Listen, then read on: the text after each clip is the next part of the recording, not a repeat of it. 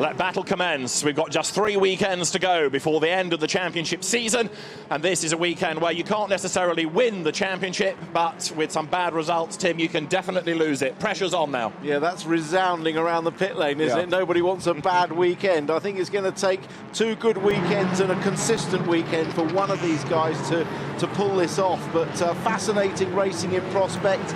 No less than 19 cars covered by just 3/4 of a second on the grid. An incredibly close grid. Very high tyre degradation here at this circuit, so that will form a factor. Let's have a look at the grid for race 1. So Matt Jackson takes Motorbase's first pole position. He's on the front of the grid with Aaron Smith alongside. The second row is where you find Jack Goff and Tom Ingram, his best qualifying ever as well. The third row, Jason Plato and Matt Neal, and then comes Gordon Shedden, penalised for a pit lane infringement. Aidan Moffat, 8th, his best qualifying of his career as well. Then comes Colin Turkington alongside Andrew Jordan, 10th.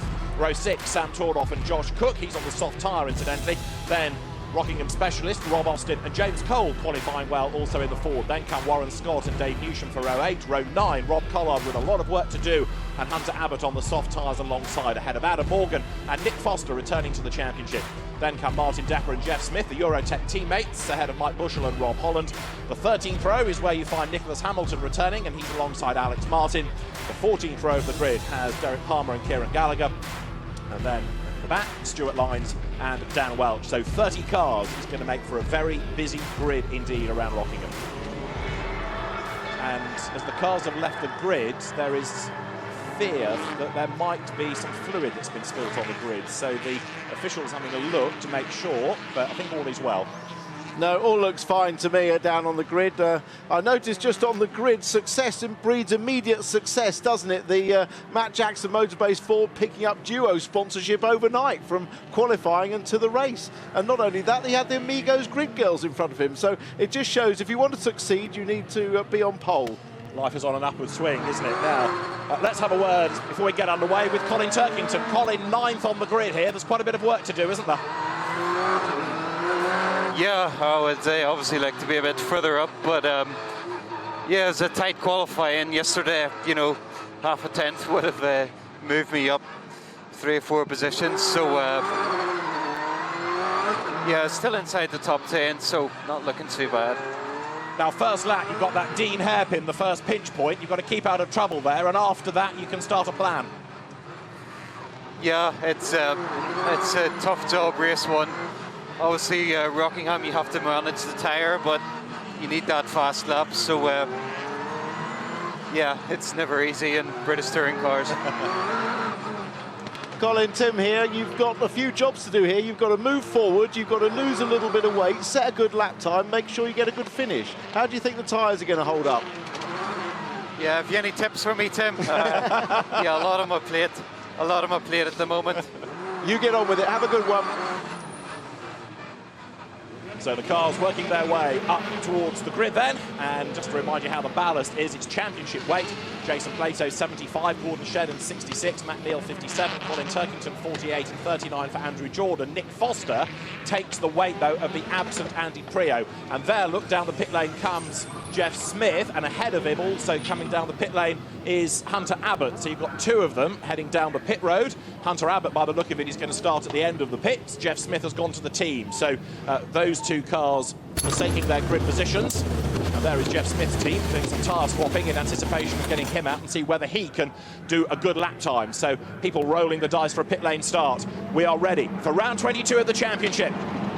16 laps ahead of us. Drivers look towards the lights. When the lights go out now, we're racing. Who makes the best start? Good getaway by Jackson, but Aaron Smith is away as well, very rapidly indeed, as the cars power off towards turn 1. Rob Austin's made a slow start, and as they work their way through turn 1 for the first time, Aidan Moffat on the inside of Tom Ingram there. They're going to be 3 wide with Shedden up against the wall on the outside, heading to the Dean hairpin. Matt Jackson leads. Aaron Smith is 2nd.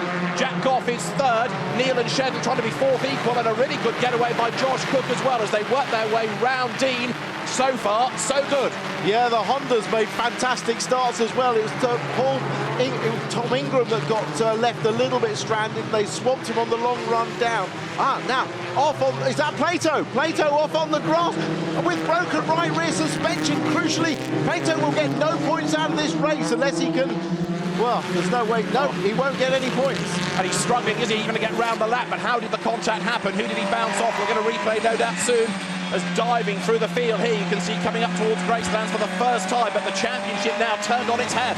Absolutely. Race 1 is kicked off already. Just as you said, no damage at the first corner. It all kicked off with no less than championship leader Jason Plato. Wow, drama indeed. You can never guarantee anything apart from unpredictability in the BTCC. Matt Jackson leading and trying to get away. Josh Cook's on a mission as well on the first lap as well, and the cars work their way down now towards the Brook chicane there. Martin Depper up on the curb, but at the end of lap 1 then, Matt Jackson from pole leads the way. Aaron Smith is second. Jack Goff is third, and let's try and piece together. Tom Ingram was up the inside by the look of it of Jason Plato. Yeah, but it looked like Tom had someone on his inside as well, so I think it was a case of 3 into 1 just doesn't go, and Jason was the one on the outside. Okay, so let's see whether they can get the car back into the race, if only for a test session, to see if the damage is sorted ready for race 2. Gordon Shedden, though, is up to 4th, ahead of Matt Neal. Shedden is making progress. Nick Foster is off the road down at Dean, but Shedden now could well be the man to watch and see how many points he can wrestle out of this race. Yeah, very good job by the two Hondas. Jackson is really trying hard. He's trying to get that fastest lap in, and then he'll have to just look after the tyres. Paul O'Neill noticed a lot of wheel spin on the Ford in qualifying with it. That won't do him any good in the race. But Plato in the pits, broken rear suspension, that's not going to make him very happy. He hasn't even got the chance to set a good lap time at the moment for race 2. Indeed so. You've got to be classified as a finisher to do that, as Colin Turkington tries to work his way up the order as well now, but Matt Jackson leading at the end of lap 1 by over a second. There's a real traffic jam for second place. The team hard at work on Jason Plato's car, but remember Aaron Smith pre-race saying he expected the pace of the Focus to drop away as the tyres went off. Turkington's up past Cole, but Colin Turkington is still only at the bottom end of the top 10, so he's got a lot of work to do as Matt Jackson heads over the line. Yeah, Shedden has passed Goff as well into the last chicane, the Brook chicane. A neat little dive up the inside, and Shedden moves up to 3rd place. Working his way closer and closer and closer to Aaron Smith, and of course he's doing this as well with a lot of weight on the car for being championship second, 66 kilos. Matt Neal's looking for a way past Goff, but also have a look at Josh Cook. He went so well at Donington in race 3, the reverse grid race, but here the Powermax Racing Chevrolet is going really well on merit ahead of the Speedworks Toyota of Tom Ingram. Yeah, excellent performance. You remarked on his great start, and he's carrying on that progress. And it's good to see Josh back at the sharp end of the grid. We know what fantastic talent he is. One of the stars of last year's Clio Cup, and he's keeping Tom Ingram, former Ginetta champion of Bay, then Aidan Moffat, then Andrew Jordan down in 9th spot. Race leader, Matt Jackson, was 2.4 seconds ahead at the end of lap 2. And of course, Aaron Smith is busy defending here, so he's holding himself up. Yeah, and in fact, Shedden has been quickest on this lap. He set the absolute best in the first sector, but now, of course, he's behind Aaron Smith. The rest of the lap won't be as quick, but if he gets past Smith immediately, he's got a nice bit of clear air and a bit of a tow up to Jackson, while his tyres are still in great shape to set that all-important fastest lap time. Which at the moment is held by Matt Jackson, but Jeff Smith from the pit lane start has done the second fastest lap time thus far. You can see why people elect to do it over the timing line they come. So Jackson is leading by 2.5 seconds from Aaron Smith. Shedden is third, but he's right on the back of the Volkswagen now. Of course, Aaron Smith needs to keep him at bay in order to prevent him from taking more points off teammate Jason Plato, but Shedden to the inside at Dean.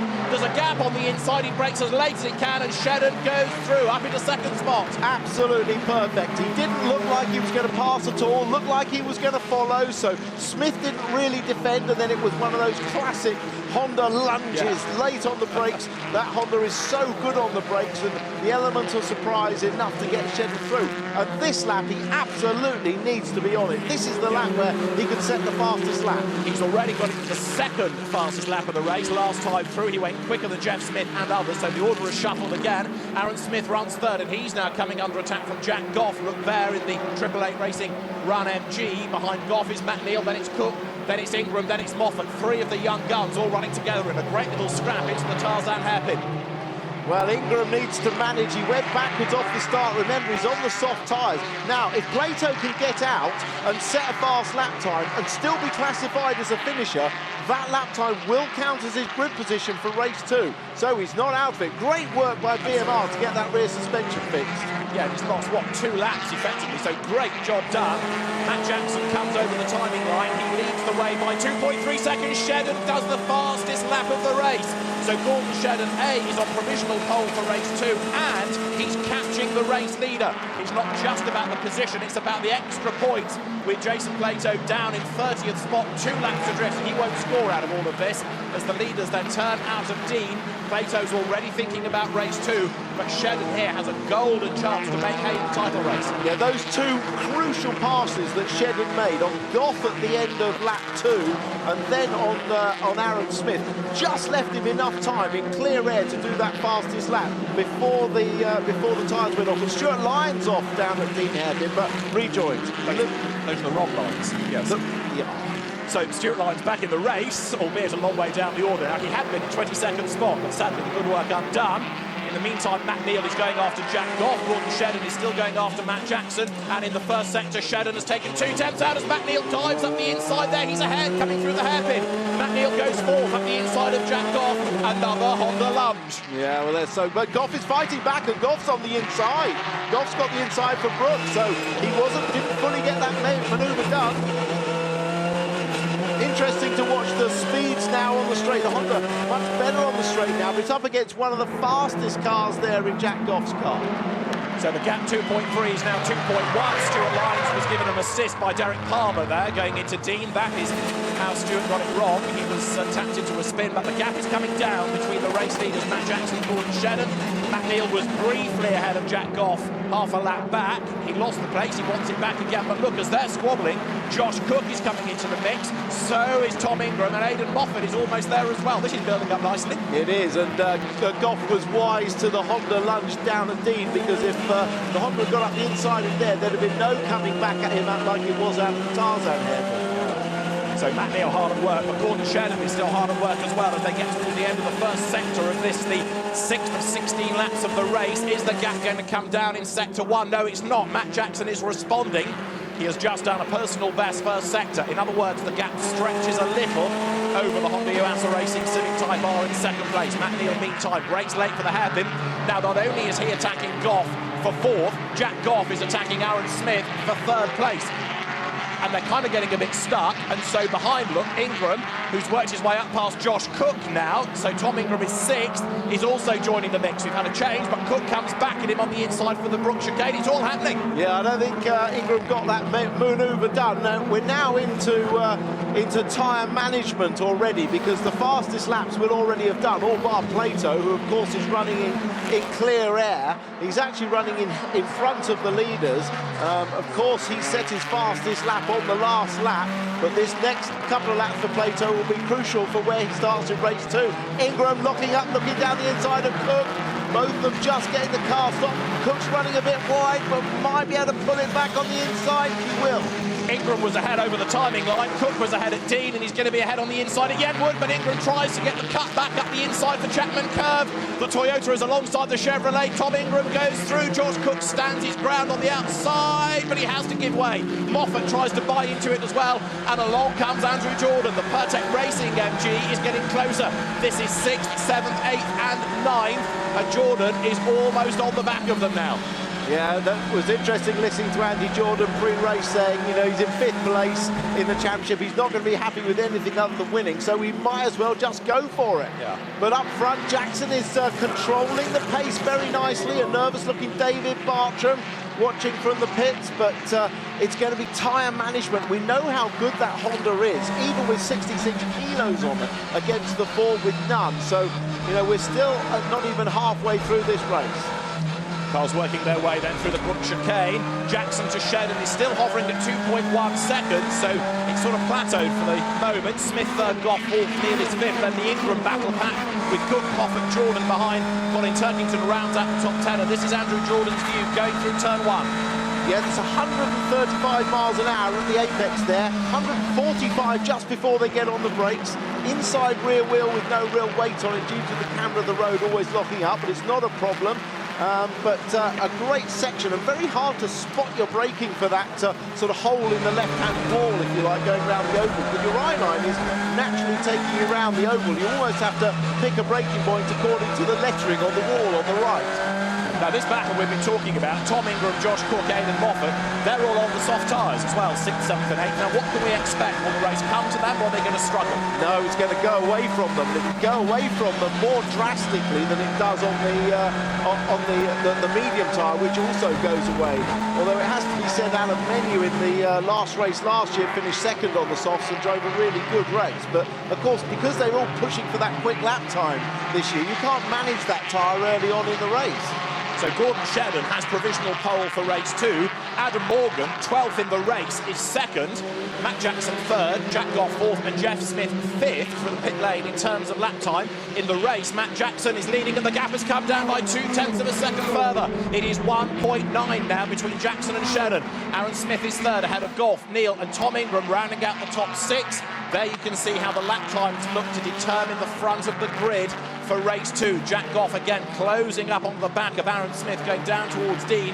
The last place on the podium very definitely is still up for grabs, and Jordan now, look, he's on the back of Moffat, and then there's Turkington and Tordoff and Morgan all in quick succession. Yeah, and I would expect the cars on the medium tyres to make some progress as the race goes on.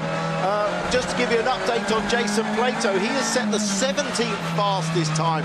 You'd have probably expected more than that, so I'm assuming that the damage was not completely fixed. They've got the car runnable, but clearly he's capable of a better lap time than that. Bear in mind, though, he has got 75 kilos on, but 17th is better than 30th on the grid. Very true, and he'll undoubtedly make progress from there in the second race, as now Andrew Jordan tries to work out where he can make a move against Aidan Moffat, down to the Tarzan hairpin, tries the outside into the corner. Can he try and duck up the inside coming out? If he can, of course, he puts himself on the outside line for the first part of the Brook chicane, and Moffat's Mercedes going really well. Aidan promoted to third place at Knock Hill after the positions between him and Andy Prio were reversed, and he stays ahead of Jordan. But look now, Turkington and Tordoff have joined the party as well. Yeah, that's a good opportunity for Turkington. Jordan, Turkington, Tordoff, and Morgan all on the medium tyre, as opposed to Moffat, Cook and Ingram on the soft. Hello. That's Tordoff into the back of Turkington. That was what John Cleland would have called a love tap, wasn't it, back in the day? And John Cleland is here this weekend racing his Vector in the Super Touring race, so we'll perhaps see some of that action later on. Indeed so, as the cars work their way through Dean. Lap 10 out of 16. Gap was down again, but only by a tenth between the leaders, Jackson to Shedden. So the gap is not being hacked into yet by Gordon, but of course he's got a much, much heavier car. 66 kilos plays none, as Josh Cook, then Aidan Moffat work their way through Chapman Curve. Tordoff is attacking Turkington. Jordan is attacking Moffat. Adam Morgan is arriving on the back of the BMW as well there in the Wicks Racing Mercedes. Oh, so narrowly lost out on a win at Knock Hill, didn't he, last time out, when he had Matt Neal take it off him. And there is Kieran Gallagher going off in a pretty spectacular way. He demolished the hoarding, damaged the bodywork, broken the suspension, running the Toka engine for the first time this weekend. And I'm afraid, even though the car was looking quicker and more reliable, he's off the road, he's got damage. And Alex Martin was involved with him. One bit of contact, two bits of contact, bye-bye. Oh, yeah, the unfortunate thing is that he's hit that concrete wall, and that concrete wall does not move a single millimetre, so it's compressed the rear of the car. It's just I don't think Kieran realised that Alex Martin was on his inside, because he was moving diagonally across the road to take the normal line into Yentwood, but Alex was already partly alongside. Now, can the car stay there, or do we need an interruption? Because, of course, if the race were neutralised, it would bring Gordon Shedden onto the back of Matt Jackson. So Honda Yuasa Racing probably want a safety car. Of course, Motorbase Performance will not. And Aidan Moffat there is coming under more and more pressure from Andrew Jordan. We are on lap number 11 out of 16. In fairness, Kieran Gallagher's car there, you can see to the left, is quite a way off the road, but you never know. It's not, I mean, you know, one car can go off, another always can, but it's not in the direct line of fire as if it had gone straight on into a gravel traffic. So I would suspect that could be quite happily dealt with a yellow flag, unless, of course, you're Alan Gowan, you want to spice up the racing and you're completely neutral, in which case the safety car will come out. Meanwhile, Matt Jackson's lead has gone up. It was down to 1.9 seconds. It's up to 2.2. There it is, look, the situation between the Motorbase Performance Ford, the Honda Yuasa Racing Honda Civic Type R second. But for third, Aaron Smith is keeping Jack Goff at bay. And interestingly, even though Goff was briefly passed by Matt Neal a few laps back, he took the place back and he's actually pulled away a little bit. Yeah, he's doing well, and that's a good performance. I expected Turkington and Goff to come through through, and Aaron Smith as well. You know, there's so much going on in this race. We're into the critical point now on tyres. You know, Shedden will know, because the team will have told him that he's actually got the fastest lap for race to start on pole. So he'll be quite happy to finish second. Jackson has got nothing to lose by defending if he had to win. Goff up the inside. This time he is up the inside. Nicely done. Nice move by Jordan. Turkington looking to get in there as well. So the MG ahead of the Mercedes. Now Volkswagen attacks as well, down towards the Antwerp. On the outside is Turkington on the way in. Can he get the inside coming out of the corner? Warren Scott going strongly as well in 13th place, keeping James Cole at bay. But Aidan Moffat here with the reigning champion Colin Turkington behind. Here are the race leaders. In sector 1, the gap had gone up a little bit more. So Matt Jackson for the moment doing a good job. We're on lap 12 of 16 as Jack Goff has a look to the inside of Aaron Smith, and that all unravels. Can he get the car through the hairpin safely enough? Yes, he can, and Collard is off the road now. Rob Collard has had a spin on the infield onto Steel Straight. There's a bit of damage on the left-hand side as well, suggesting he may have had a rub from somebody. Collard is back in the race, but place is dropped. He was in 16th. He'll be lower down the order than that now as the leaders work their way over the timing line. Jackson goes through. Shedden has gone by. The gap is 2.3 seconds. Yeah, no question that Jackson at the moment has got the race under control. Warren Scott, almost identical sort of damage to teammate Jason Plato. They've been running out of wishbones in that team. Let's have a look. This is the Collard incident first of all. Can't see another car involved, can I? Wonder if he got his right-hand wheels just on the grass there before turning in. And that was Scott on the outside of Morgan getting that little... It only takes a little bit of contact in the wrong direction to break that rear suspension there. But of course, Plato is still circulating in front of the leaders because he has to finish the race and be a classified finisher. Lap time's obviously not improving, but Plato did actually, unseen by us, move up to 12th with the fastest lap. So he'll start 12th, not a disaster for him. Indeed so, after a very unpromising first lap with the damage as he had to limp the car back. Great job, as you said, by the team to get it back in the race and in a condition where it can do that kind of lap time. Even if it's not 100%, it's still lapped quicker than many others that haven't been involved in a skirmish. Now, Jordan, as we've seen, has been making some progress. This was his move on Josh Cook down to the Dean hairpin, up the inside, just enough room. Yeah, very good manoeuvre. And pulled that off cleanly. And you'd have to expect Turkey to... Oh no, Moffat's race has come to an end in the gravel trap. And that is at the Tarzan hairpin at the end of the straight. Now that is a little bit more of a concern for the officials than the Gallagher situation. Yeah, it is, with just a couple laps to go after this. So what will they decide to do? Let's see how he got there, first of all. Tim, talk us through this. Behind teammate Morgan, they both lock up. I think he was so intense looking at the back of Morgan's car that he just locked up and missed his braking point. But if anybody else does the same, you know what they're going to find, don't you? Yeah. So the lead gap, 2.7 seconds, as Matt Jackson's ballast-free Ford continues to pull away from Gordon Shedden. Of course, if Shedden were to take the win, good news, more points in the championship. Bad news, more weight going into the next race. Yeah, if any car can carry it, though, it is the Honda. Yeah, true. The Honda and the VW carry the weight very well. Matt Jackson, traditionally, that's been one of the things the team are trying to learn with the car, is to carry the weight. Remember, at Knockhill, it wasn't so effective. So that's not going to worry the team at all. They'll be just delighted to bring home a win, wouldn't they? And certainly they're doing a good job at the moment. So worry about race 2 when that comes round. At the moment, let's just get the job done. And remember, of course, Motorbase Performance, a team that had to sit out the first half of the year. It's a shame they weren't on the grid. Who knows how the championship couldn't be looking if Motorbase had been there for the whole season. Matt Jackson is about to come through to complete 14 laps of the 16. The margin increasing all the time. He turns his way now through turn 1. Gordon Shedden is now 3 seconds back, but looking good in pole position for the second race. But a great job done here by Matt Jackson, but with the vast amount of weight, 66 kilos on board the Honda, Gordon Shedden's had a very good run as well, up from 7th on the grid, remember. Yeah, it's a very good run. Goff in a strong 4th place, and lap time on the last lap, very similar to the leaders.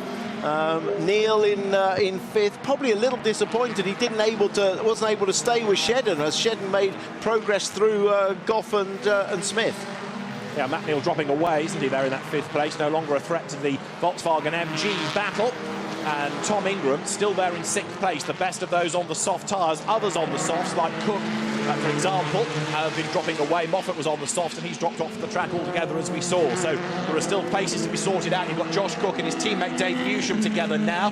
Then James Cole next up. This is 11th, 12th and 13th running together. James, the Liverpudlian, in the second of the Motorbase Performance Forward Focus as the race leaders head towards the end of the lap, but with damage there. Look, Dave Newsham gets up the inside of Josh Cook at Gracelands. Is he going to go through? Yes, he is. Can James Cole follow suit as well? They're heading towards a yellow flag zone, though. Is there a yellow flag there, though? There is. I can't see. It's on the outside of the road as the cars get to the braking zone. It's picked up on the shot. But well, that's why Cole dropped him back behind there, and they can see that. But of course, Josh Cook started on the soft tyre, and it's that soft tyre that's gone off. Newsham and the other Motorbase Ford of Cole behind are on the medium, the best tyre, as on his final lap. Jackson just has to bring this home for a superb pole and victory for Motorbase. So Matt Jackson heading for a 22nd career win in the British Touring Car Championship, and Gordon Shedden then now to get himself in a very nice position as far as the championship is concerned. He has to score points well here because Silverstone may not be that kind of circuit to the Hondas where we go next, so it's important for Gordon Shedden to score well here this weekend. But Matt Jackson, who just wants race wins, has done a very good job up front, and without making any mistakes, he's got really 3 corners to go. Tarzan is the first of them, the chicane, and then the banked left-hander at turn 4 to complete the lap. And the Motorbase Performance Forward Focus with the Mountune built engine powering it heads along the straight, and there with dramas is the Honda behind. Is that Matt Neal? It is, with a puncher, so Matt Neal is going to lose places with 3 corners to go. He was running in 5th place. Matt Jackson is going to be the race winner. We know what the top 4 should be, but we'll count them over the line after that as Matt Jackson heads up towards the timing line. It's going to be a win for Motorbase Performance. Matt Jackson wins. He gives the new Mountune engine its first win as well. Gordon Shedden takes second, a great drive. Third, Aaron Smith. Fourth, Jack Goff. But then, after Matt Neal's problems, he's limping to the line, look, but he's losing places left, right and centre, and that means that Tom Ingram is going to take a tremendous 5th for Speedworks. 6th is Andrew Jordan for Pertec Racing. 7th, Colin Turkington, and 8th across the line is Matt Neal, ahead of Adam Morgan and Sam Tordoff to round out the top 10. Drama right the way to the end. Drama on the first lap for Plato, the last lap for Neal, and neither of them was involved in each other. But it looked like Matt Neal had been off the road. There was grass in the front, so I don't know if he had the puncture and then ran wide and picked up the grass, or went off and then picked up the puncture. But either way, a disaster. It just shows how fine the line is here on that right front. It's the right front round the banking of turn 1 that takes all the pounding, all the damage. So they're going to have to look at their setup. They're obviously quite marginal on that, but a great victory for Motorbase. A fantastic drive by Jackson from pole. Shedden, how strong was he in those early laps with some superb overtakes, and with pole for race 2 as well. He's done the perfect job. Smith and Goff, excellent drives, and Ingram an excellent 5th on the soft tyre. You have to say, top driver on the soft tyre, and Ingram has got a reasonable grid for race 2. No, 13th. He's actually 13th, but he'll be still in a good position. Jason Plato, 27th in the race, but more importantly for him, 12th going into race 2. So let's see what he can do from there. But the championship is now going to have a rather different look, with provisionally Gordon Shedden taking over the advantage now in the title race. But Matt Jackson it is who takes the race victory. Real feel-good factor about that. Motorbase, bit of an underdog team, but back in style. Round 22 of the championship won by Matt Jackson. Gordon Shedden from 7th on the grid takes 2nd, ahead of Aaron Smith for the podium. Then Jack Goff is 4th on soft tyres. Tom Ingram 5th, ahead of Andrew Jordan, with Colin Turkington, Matt Neal, Adam Morgan and Sam Tordoff completing the top 10. Dave Newsham 11th, ahead of James Cole, and then Josh Cook fading as the softs wore out. Martin Depper 14th, ahead of Mike Bushell. Nick Foster 16th on his return. Then the Robs, Holland and Collard and Austin. Nicholas Hamilton in 20th spot. 21st, Dan Welch ahead of Stuart Lyons after his spin. Hunter Abbott 23rd from the pit lane. Alex Martin 24th ahead of Jeff Smith, Derek Palmer, Jason Plato 2 laps back after his pit stop for the damage. Moffat, Scott Gallagher all out with damage and with incidents.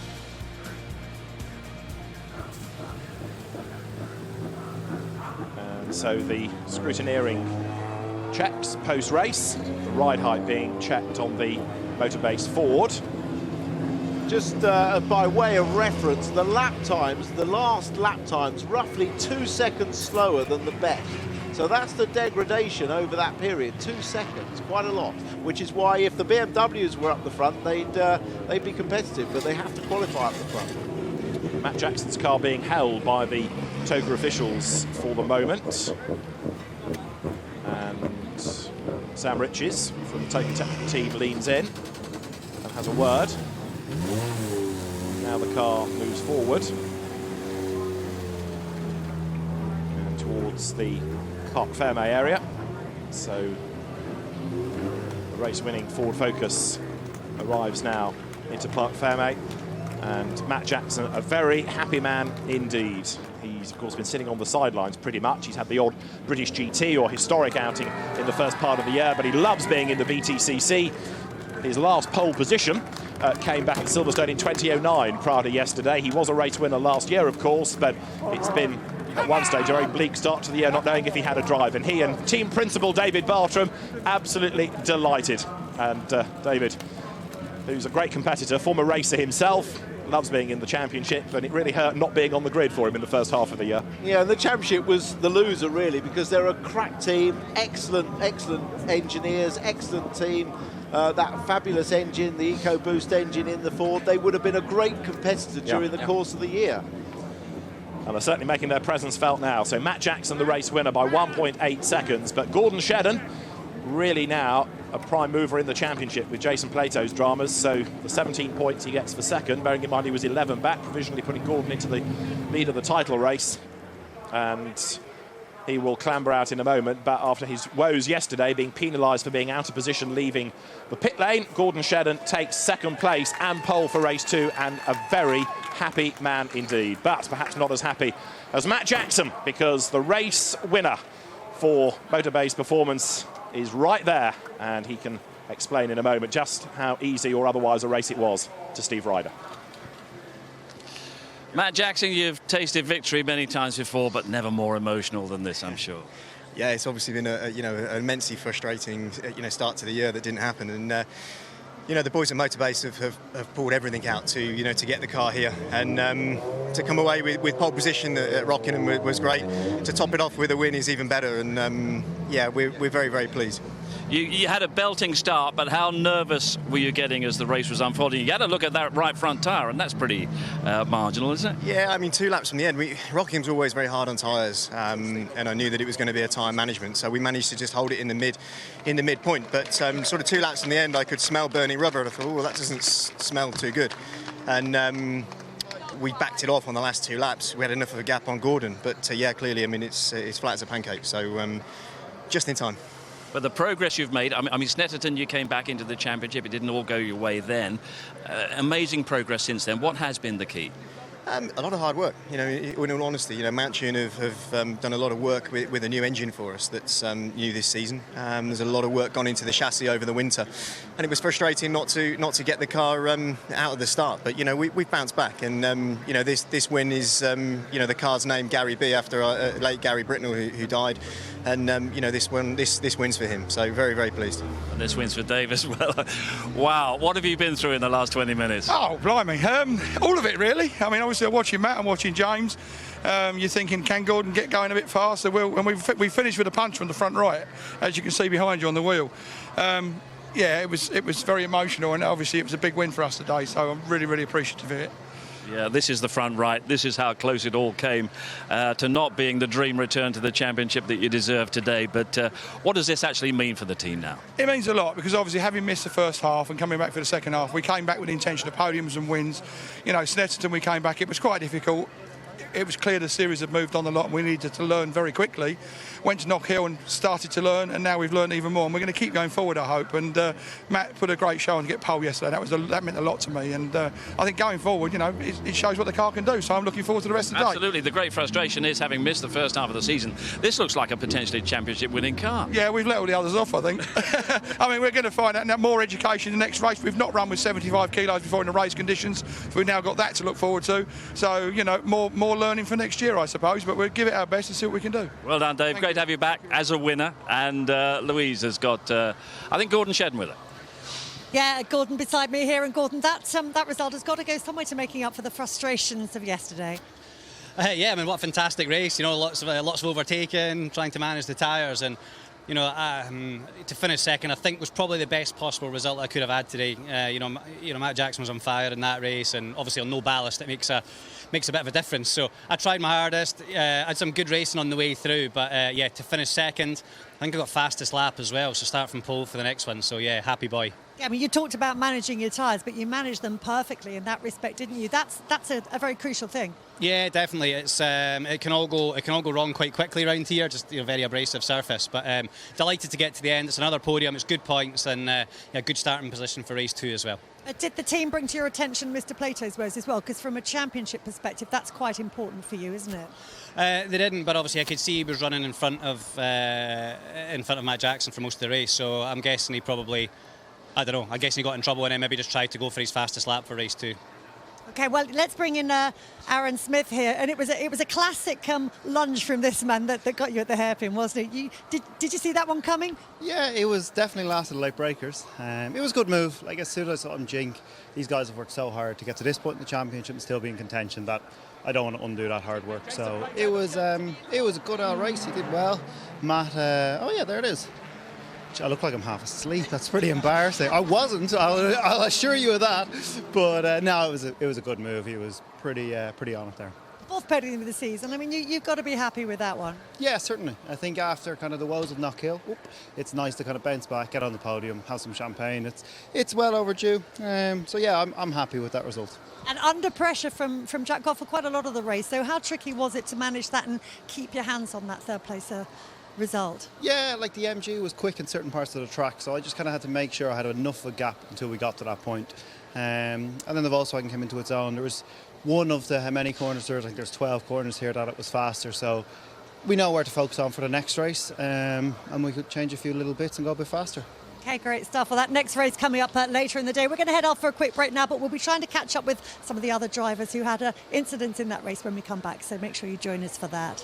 Yeah, because we know the Mercedes goes well. It hasn't really sparkled across practice and qualifying, but now it finds itself well up on the grid. And, of course, that's thanks to a good lap time. So, clearly in the race, things were coming towards Adam. He's going to line up third. Jack Goff lining up on the second row of the grid. It's going to be another driver to look for as the green flag is waved. Then the car's released to get some warmth into the Dunlop tyres. Soft tyres peppered across the grid. The likes of Colin Turkington, Nick Foster, Alex Martin, Mike Bushell, Jack Goff, Warren Scott, Rob Holland, Stuart Lyons and Jason Plato are on the soft tyres this time around. And Jason starting 12th. He's lost that championship lead.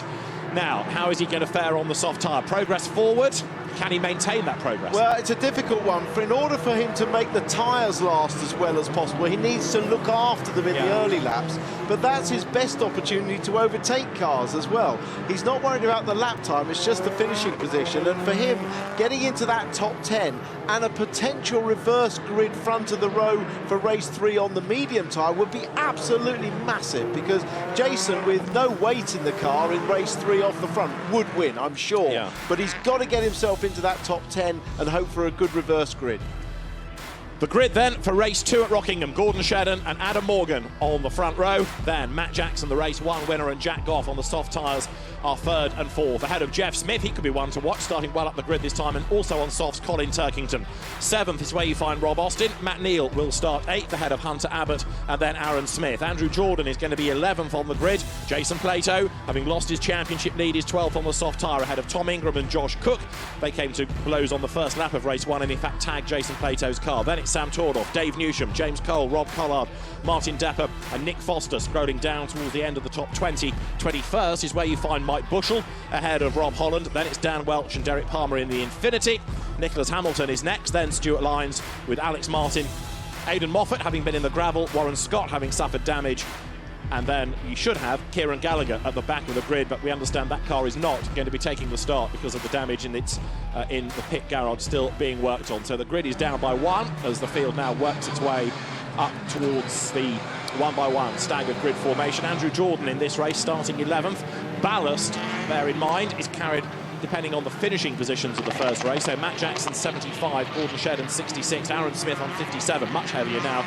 Jack Goff on 48, Tom Ingram gains 39 kilos, Andrew Jordan's on 33, Colin Turkington 27, Matt Neal has 21, Adam Morgan 15 and Sam Tordoff on 9. So Again, it is a jumbled grid, and also you've got the ballast peppered around different people, different places on the grid, so it's very jumbled indeed. Then you factor in the soft tyres, and the ones to watch on that are going to be Colin Turkington and Jack Goff and Jason Plato as the three fast drivers that are on the soft rubber this time around. But quickly, Tim, tyres again around here. What are the perils for them, and how do drivers have to look after them? Well, turn one and the long left-hander of Piff Paff, that's Kieran Gallagher getting ready, so they must have done some great work on that car if he makes it out. But turn one and the long left-hander Piff Paff are where the front right-hand tyre gets destroyed on the front-wheel drive cars. That's where they have to be careful. Minimal steering inputs. Drive with just your thumb and your first finger on the wheel, as light as possible to save tyre wear. So the teams and the drivers will have that in mind as the grid starts to form. Rockingham, a great circuit, gives good racing, always delivers proper touring car action around here. You've got the fast drag through turn one, and then that tight hairpin at Dean where you go off the banking onto the infield, in which there are always little incident zones and places where you can overtake. And then the final chicane at Brook, the drag out of turn four where the grid is forming now up towards the timing line. It's a 16-lap race. It's round 23 of the Dunlop MSA British Touring Car Championship, a 30-race season. We're getting to the business end of this now.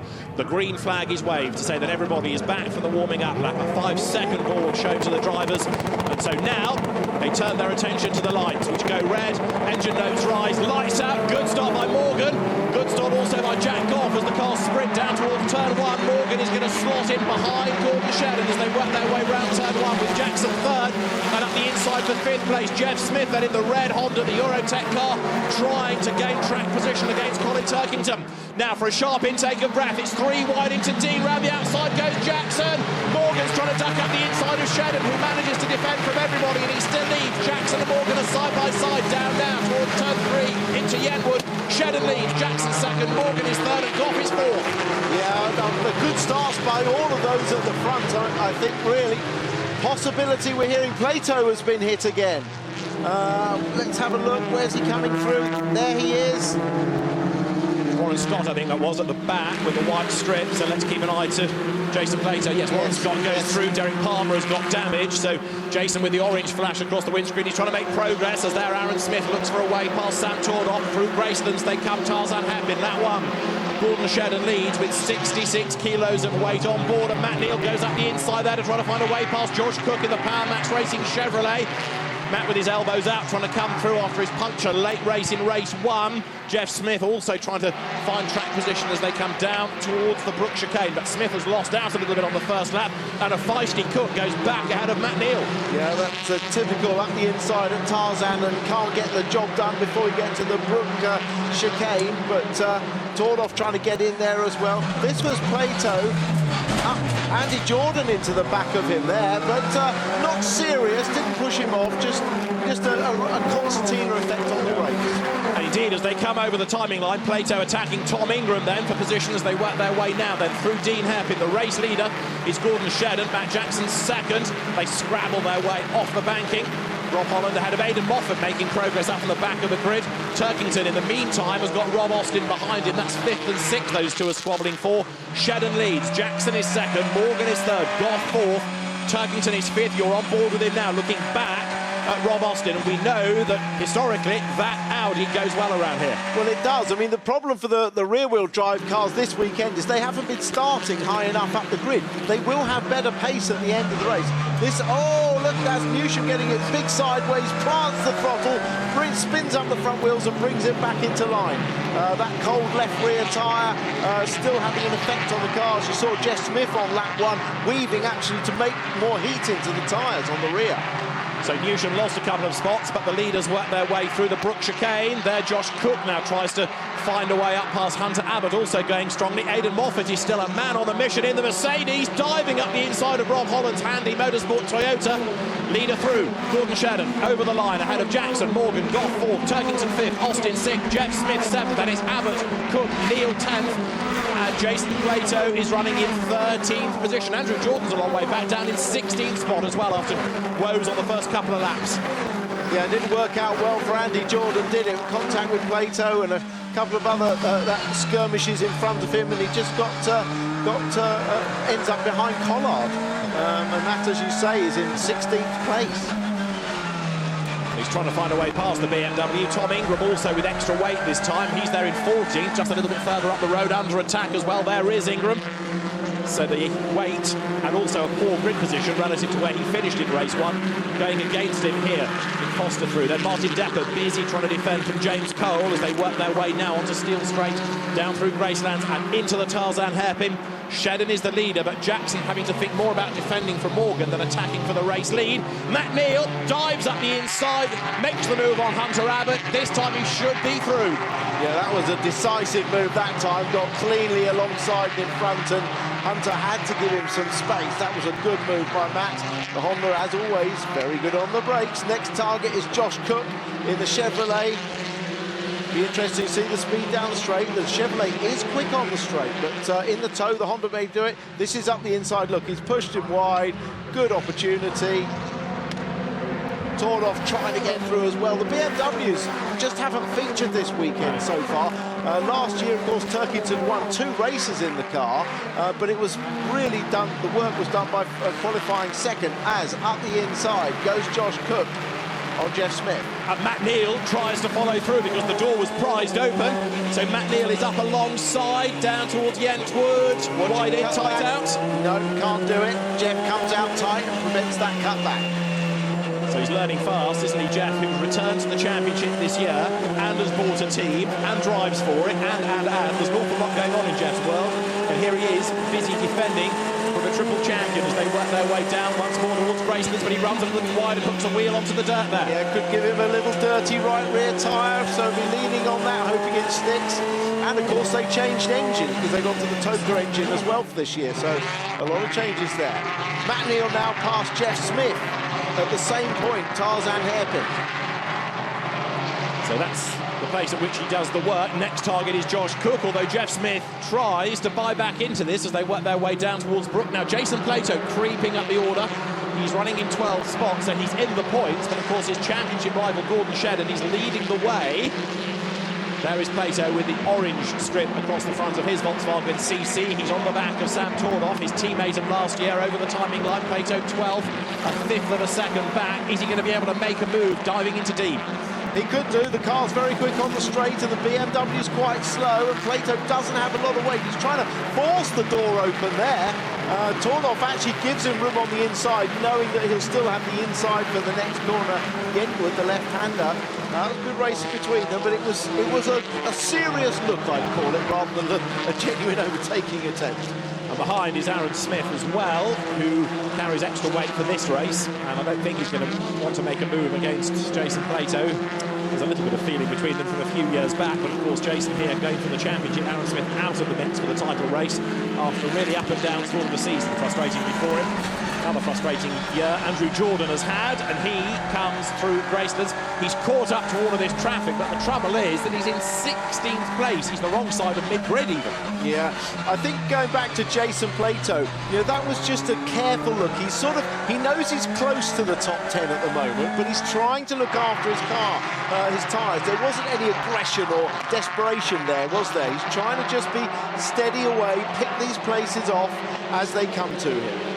So the next target is Sam Tordoff. Here they come, out of turn 4, up towards the timing line.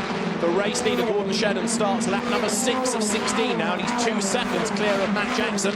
But that Ford still hanging on to second place, and you would suggest carrying the weight pretty well. Yeah, but he's only got half a second over Adam Morgan, so it's the second half of the race where the weight really takes a penalty on the tyres. Plato has a look to the outside of Tordoff, trying to force a mistake out of Sam and then let the door be opened even wider. And off the road, look in the background, has gone Dave Newsham. He's in the tyres. And he's got broken rear suspension on the left-hand side, look. So I guess he's had some contact and then couldn't turn the car in. Indeed, but he does get it going. And is this the answer? Nick Foster is involved in that. Yeah. Only saw the end of it, but definitely 2 into 1 didn't go. Here's the gap at the front. Leader Shedden coming through. As I said, Jackson starting to come into the clutches of Morgan now. Goff sitting there quite nicely as well in 4th. Turkington as well. Goff and Turkington on the soft tyre, so they're in nursing the tyre mode. And there is Dave Newsham, who's trying to drag it back to the pit lane so the team can go to work and try and repair that. It does not want to go in the direction Dave wants it to go in, but he's doing his best to bring it back as quickly as possible. Yeah, and no advantage to him in the team fixing it and getting him out for a lap time, of course, because it won't affect his grip position for race 3. Other than just to check the damages, sorted, I suppose, for a little bit of a test session. Now, the leaders have gone by. 2.4 seconds is the margin. Now, how are the Audis getting on? Rob Austin is 7th. Hunter Abbott has dropped back into 10th place. Still being pursued vigorously by now Sam Tordoff. There, look, just ahead of Hunter Abbott is Jeff Smith in 9th spot. And diving up the inside, Rob Collard ahead of Tom Ingram, who gives him a tap in the tail. Tries to duck back up the inside, but Rob Collard goes through. 14th place, the BMW now. Yeah, making progress, but it's all a little bit too late, too late, unless he can get in the top 10 and get a lucky draw reverse group for race 3. Out of the pit path, through this long left onto Steel Straight, riding with Andrew Jordan once more. Tom Ingram ahead in the curve-hopping Toyota Avensis. And Jordan currently running in 16th spot. Quickest in free practice 2 yesterday, but qualifying pan out quite as anticipated. And at the moment, he's got a lot of work to do and struggling to do it. It's on the back of the Toyota. They've all bunched up into the hairpin. Can Jordan make a move possibly now coming out of the corner? Doesn't look like it. No, I mean, at the moment, the lap times are still quite close, only about half a second off their best. So there's another 1.5 seconds of deterioration to come on the tyres of the course of this race, which is when the BMW should be able to strike at the end of this race. So there is potential for Collard and Tordoff to make progress in the latter half of the race. No problem at all for Shedden. He's almost going too fast. He's Barry Plowman. We saw a quick look of him on the pit lane. They'd probably say, take it easy, look after that left front, right front tyre. Change for 5th, just had Josh Cook ahead of Colin Turkington into Dean. So Josh Cook's had a pretty good day. He was on the soft tyres in race 1 and faded, but he's going nicely here and working his way up the order. Josh Cook gaining a place then. Go back 12 months here. It was an almost tearful Gordon Shedden by the end of the day. He'd had such a rotten day in terms of damage and limited points scored. And he knew that Silverstone was going to be a kind circuit to his Honda, but he was really at a low ebb. Move on 12 months, and it's amazing how it turns around. If my memory serves me right, he got 2 8th places from the first 2 races and then got punted out of the 3rd race. I remember him distraught in the back of the garage. Shows you how life moves on, doesn't it? A much happier Gordon Shedden now as Colin Turkington comes under attack, working his way through Tarzan. That means that Rob Austin gets a little bit caught up in it and runs out wide, and so Matt Neal has a go at him on the run down towards Brook, but the Audi fends him off. Through the chicane they come, heading up towards the banking, then now through turn 4. Riding on board now with Matt Neal. What can he do about the Audi ahead of him? Nice little on board here. It always feels like you're much closer to the wall than you actually are. You turn in absolutely flat out, quietly, trying to just use as little steering as possible, just get the car down to the edge. Now you go along with writing on the right side of the wall, pick your braking point. Matt always coming in quite early, almost picks up both apexes. Down through the gears, of course, not using the clutch.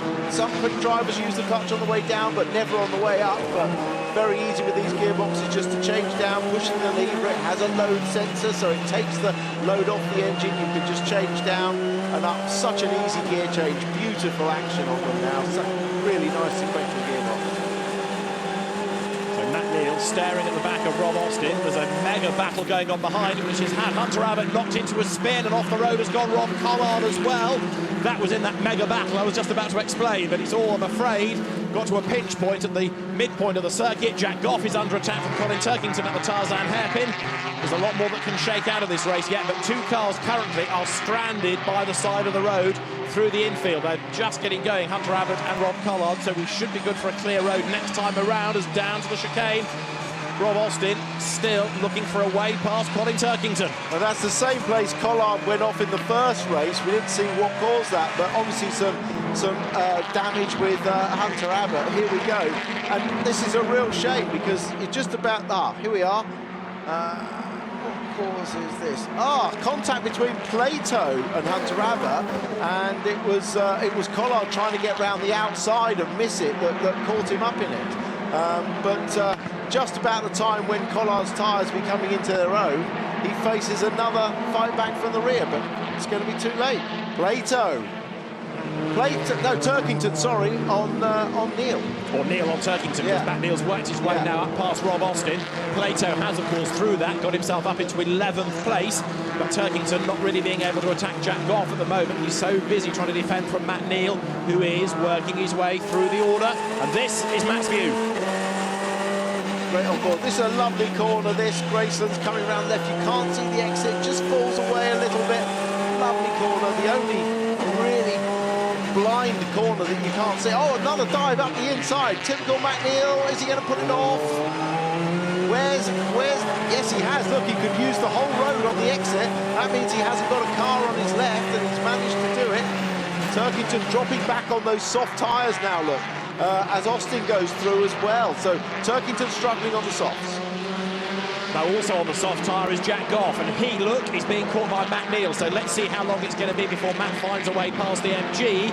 Into the pits has come Rob Collard. There's debris on the road there as well through turn 1. And that's a dangerous piece. Yeah. That's a piece off the rear bumper, and a car touching that would get an almost instant puncture. It's been knocked a little bit wide by one of the BMWs. It was torn off that hit it. It's come off Hunter Abbott's car.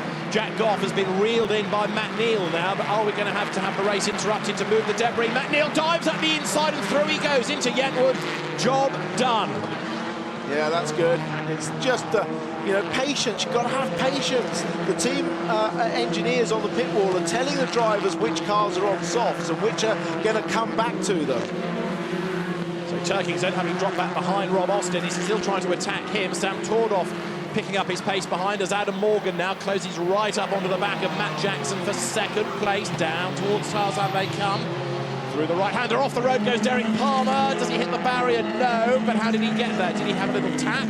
Well, the good news is the Infinity is back on track, and Morgan is looking very racy now against Jackson. Yeah, he is. This is where the weight is really starting to hurt. And Josh Cook is not far behind these two either. With Alex Martin, the two of them come... Wow, Martin just turned right there, didn't he, in aggression, really. Yeah, Palmer has sort of knocked his way up the inside, and that almost looked a bit revenge style from Alex Martin. But anyway, Derek Palmer comes off worse. We'll wait and see if that story rumbles on.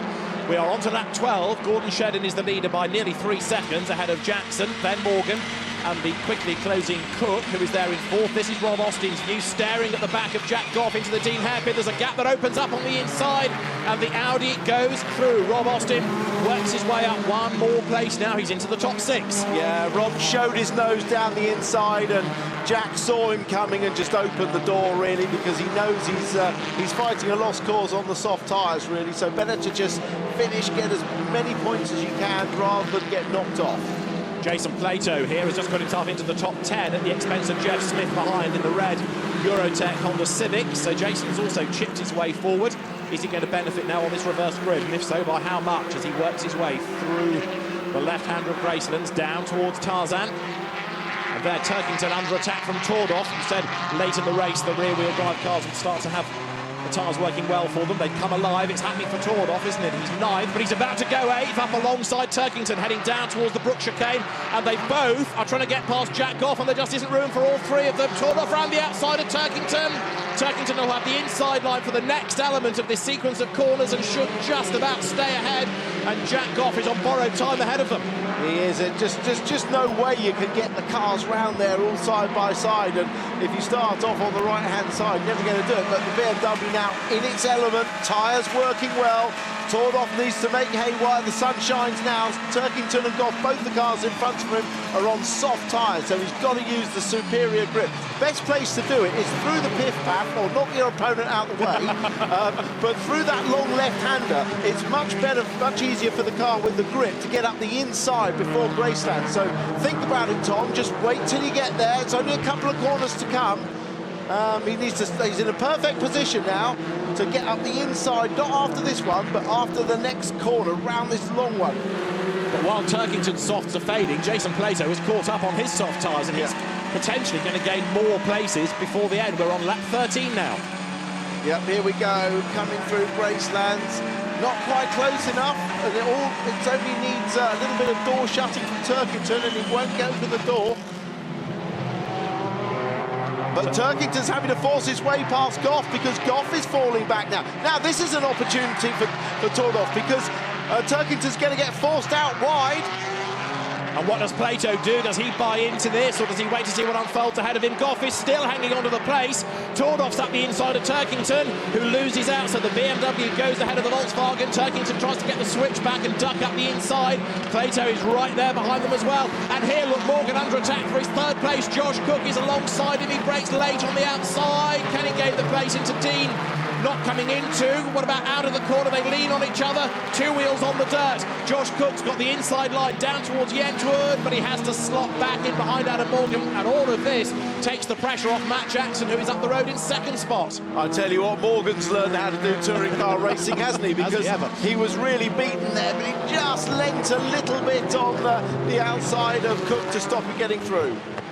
Jason Plato's worked his way past Turkington and Tordov by the look of it. There's been a real sort out somewhere.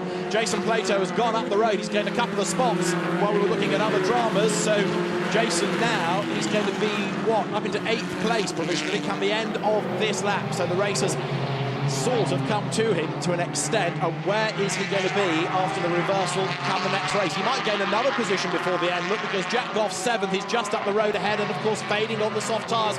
But yet Jason on his soft tyres still gaining ground. Terrific drive by Jason. He's looked after his tyres so far. Now, here we go. Look at this dive up the inside. He's going to get 2 for 1. Whoa, buy one, get one free. Terrific job, terrific job. And he needs one more place now to crucially get 6th place. Because if he gets 6th place, he's guaranteed somewhere near the front for race 3. Now this is the fight for 3rd, and it's not done yet. Adam Morgan is still defending from Josh Cook. Josh having one of his better meetings. Matt Neal has a big lock-up into the Dean hairpin. Now, is he going to lose out by that? And what about Plato on Goff as Jason looks to the inside? He's going to do it. He's going to get up the inside and take the place through. He goes then. So Jason Plato has gained a position. And what happened between the other little fights that we had? Matt Neal, after the lock-up, lost ground, but didn't lose the place. So Rob Austin is closer to him, but the order remains the same.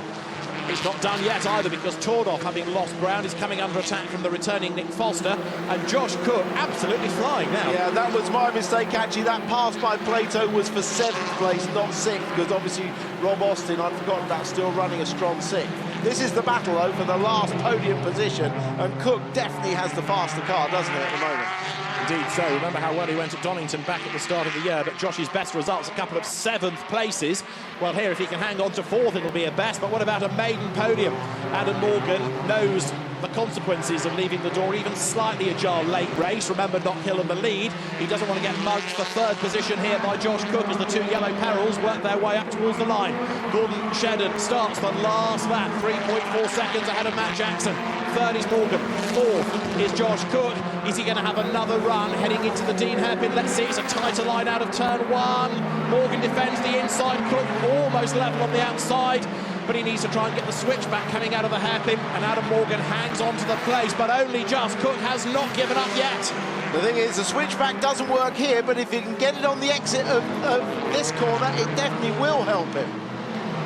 Meantime, Jack Goff comes under attack from Turkington, then there's Smith, then there's Ingram. They work their way out of the hairpin. Dean, meantime, for 3rd place, it's still Morgan ahead of Cook. Up front, though, Gordon Shedden has driven another superb race and will increase the championship lead significantly here. Perfect weekend so far for Shedden. It's working out beautifully. Oh, Smith's off and rejoins. And they'll scatter left and right. Andrew Jordan goes by, down to the Tarzan hairpin. Josh Cook has a look on the outside line. Can't find a way through there. Don't do anything rash now, though, Josh. You've come so far to get 4th place, but he might yet just bag 3rd. They're level down towards the Brook chicane. This for the last place on the podium. Morgan on the inside. Josh Cook has his nose in front. Who breaks latest? It's Cook who takes 3rd. Fantastic. Round the outside, Josh Cook set for his maiden podium.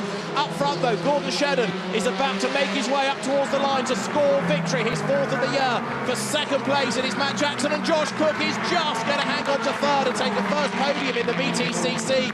A great drive. Morgan is 4th, Neal 5th, Austin 6th, and then for 7th, it should be Jason Plato working his way up towards the timing line now. And for 8th, it's this little battle pack with Turkington just getting his nose ahead of Jack Goff.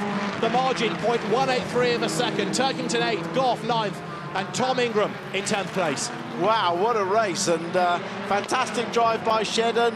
Jackson doing well with the weight, and Cook, what a brilliant overtaking into the Brook chicane on the last lap. Round the outside, on the brakes, wow, that was fantastic, and he thoroughly deserves that first podium indeed. Plato gets through to 7th in a really good drive on soft tyres, the best of anyone on softs, with Turkington behind. That was when Smith got dispatched off the road on that last lap. But the reverse grid is going to be crucial. You've got Austin in 6th, Plato 7th, Turkington 8th, Goff and Ingram 9th and 10th. This reverse grid has never been more important for Plato's championship. Well, Gordon Shedden will extend the margin in terms of points over Jason Plato. Jason can possibly claw many back, depending on where he will start on that semi-reverse grid for race 3. But Gordon Shedden then takes a second and a victory out of the day thus far. He is the championship leader. And remember that at Snetterton it was a pretty bleak weekend. Knockhill was better. This better again. The championship continues to twist and turn as we go through the season. Matt Neal, 5th. Good result for the second of the Honda Yuasa Racing Civic Type Rs. But good to have a real spread of teams as well. Honda Yuasa Racing ahead of Motorbase, ahead of Power Max Racing with Josh Cook 3rd. Then you've got the Sicily Motorsport Ram Wicks Racing Mercedes 4th ahead of Matt Neal, and then Rob Austin Racing in 6th with Le Patron, Rob himself, at the wheel. Let's confirm the results of round 23. Gordon Shedden takes the win ahead of Matt Jackson, and then Josh Cook for 3rd place. Adam Morgan's 4th ahead of Matt Neal and Rob Austin. Jason Plato 7th ahead of Colin Turkington. Jack Goff 9th, and Tom Ingram in 10th place. 11th is where you find Aaron Smith ahead of Andrew Jordan. Aidan Moffat 13th, having started way back, 28th on the grid ahead of Sam Tordoff, then Jeff Smith, Nick Foster, James Cole ahead of Martin Depper, Dan Welch 19th, and Warren Scott in 20th position. 21st, Mike Bushell ahead of Rob Holland, then Hunter Abbott after his off, Nicholas Hamilton 24th ahead of Derek Palmer, Alex Martin and Stuart Lyons next, with Rob Collard with damage and Dave Newsham also a retirement with damage to the Chevrolet. So Gordon Shedden has a 20-point advantage in the championship over Jason Plato. Matt Neal is still there or thereabouts, 3rd ahead of Colin Turkington, who's not out of the game yet. Andrew Jordan's 5th ahead of Tordoff, Morgan, the absent Andy Prio, Goff, and Rob Collard in 10th. So Gordon Shedden takes a 41st career victory and now has this advantage over Jason Plato in the championship. But is it going to be more or is it going to be less come the end of race 3? Because it's not only the reverse grid, it's the fact that we always know that the 3rd race has so much in it anyway. And into the Parc Ferme area comes a very happy Gordon Shedden, flashing the lights. And as we say, it does show how quickly things can turn around in the BTCC. Well, we came into this race with 7 drivers really in a chance with the championship, including Prio in that. Now, really, it's 5, in all honesty, because we've got Andy Jordan in 5th, 45 points down. That's still doable, but any more than that, not possible. So far, great day for the Hondas. And Gordon Shedden strides over to the team to start the celebrations, but they've got one more race still to come. And Gordon Shedden now the championship leader with his 20-point margin over the opposition. But what will the story of the day have next? Because chapter 3 will be written a little bit later on. First of all, though, the fascination is going to be to see who is going to be drawn for pole position. And we will find out very shortly who is going to be on pole. But before then, there is a chance to hear from a delighted race winner and championship leader, because Gordon Shedden is with Louise. Gordon, congratulations. We talk about the twists and turns of the Touring Car Championship. It certainly turned in your favour today, hasn't it? But I mean, it just shows you how quickly it can all change in both directions, you know. So, you know, I'm grateful, I'm thankful of the 2 results so far. There's another race to go, and I'm sure it'll all keep twisting and turning until the end of the season. I mean, if you think back a year ago, you know, it was all going horribly wrong for you there, but it's just come together beautifully. Could you have predicted this? A year ago, a month ago, it was all going horribly wrong at Snetterton. So, you know, you got kind of said you got to roll with the punches, you got to go with the blows, and it hasn't been the smoothest of campaigns so far. But you know, these are 2 really strong results today. But we've got to try and back that up with something solid in race 3 as well. And totally unchallenged in that one. I mean, you just had it under control right from the outset, didn't you? Yeah, it was good. You know, little Civic Type R, just doing everything I wanted it to do. Still, you know, and I could see that Matt Jackson was keeping keeping Adam Morgan busy behind. I thought, oh, keep on it, lads, keep on it, and allow me to kind of make a little bit of a break, which was perfect. So how much attention were you paying to what was going on behind you then? I mean, once I got out, I could just kind of manage the gap and just make sure the guys that were far enough behind that they weren't going to mount an assault on the last few laps. But, Car did great. I managed to kind of just look after it, and yeah, fantastic win. Really chuffed. Good stuff. Well done. Matt, come on in and join us. No winner's trophy this time, but I'm sure you'll take the second place. Second's great. We've got 75 kilos on board. It's a huge amount of weight to carry around, and to be reasonably close to Gordon, although he did have the legs. He's great. The car stood up to it. So, yeah, the Motorbase Ford's done us proud so far. It didn't seem to, all that extra weight, it didn't seem to impact you too much, although it must have altered the handling of the car somewhat. Yeah, it's obviously going to hurt. It mainly hurts on the traction side of it and the braking. Just takes that bit out of the tyres that that we need. So we couldn't hold on to Gordon, but we managed to keep Adam at bay, and obviously when Josh got in the mix as well, it looked like it kicked off behind, which gave us that break, so it was good. Gordon was just talking to us about keeping his eyes in the mirrors and watching what was going on with you and Adam Morgan behind him. So you must have had the same thought when you saw Josh coming in. Yeah, it's great. Adam's obviously there. He's got to make the move or he's going to get attacked. And to see Josh coming up was, was good. I knew that'd give us a bit of breathing room, but it did. And then, the race worked out well. Good stuff. Well, let's see if we can. Josh is. Where is he? Let's bring him in. We'll go over to him. In fact, he's.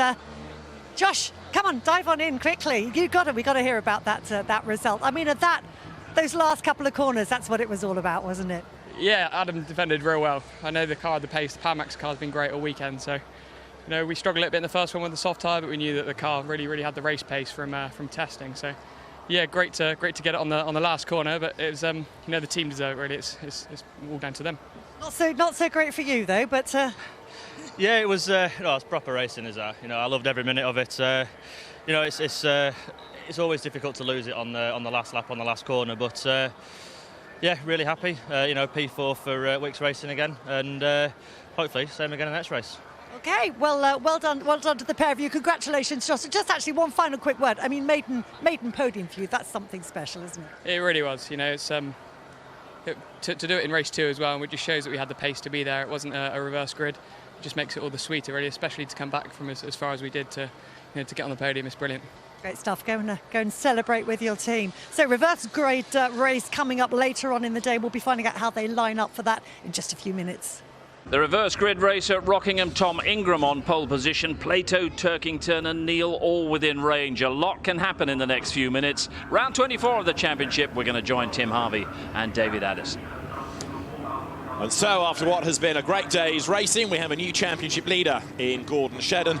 Bear in mind that he left Snetterton 32 points behind in the title race in 3rd position, and now he's the leader, 20 points ahead. We have Tom Ingram on pole position. We have 16 laps ahead of us for this round 24 of the championship.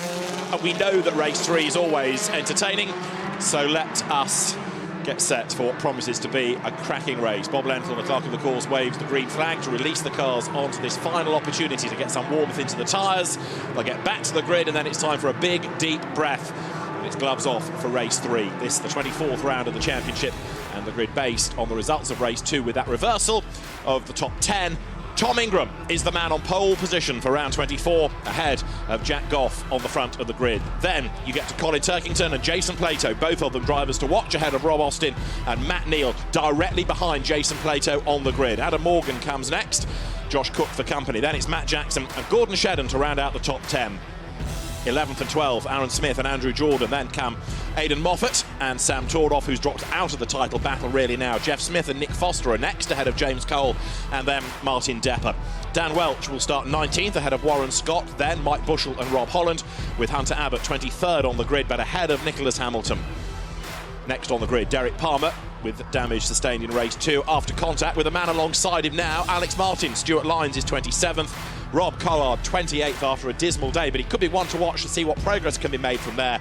Dave Newsham and Kieran Gallagher, who've both been in the wars today, are on the back row of the grid. And the day continues to be dismal for Rob Collard, as if it couldn't get any worse. It does. Now the car being pushed off the grid. He should have started 28th. He'll be lucky to get into the race at all. The car isn't actually in the pit lane. It's being pushed off the track, so on the basis that nobody can get to the car to assist him. It rather looks as though that's the end of it for Rob Collard. 75 kilos carried by Gordon Shedden going into this race, with 66 for Matt Jackson, 57 for Josh Cook. Then it's Morgan, Neil, Austin, Plato, Turkington, Goff and Ingram, as you see on the graphic. Matt, it's Tim in comms. You've got a great day going for Honda at the moment, and you're only 12 points behind your nemesis, Jason Plato. You're starting right behind him. It gets very busy down at the Dean hairpin on the first lap. Any team tactics? Well, I think both Flash and I have got to take the pain of running the soft tyre in this one, Tim, so team tactic is to try and make their life as uncomfortable as possible. See if we can get in front and see if we can mix things up a bit. OK, good luck, Matt. Cheers, mate.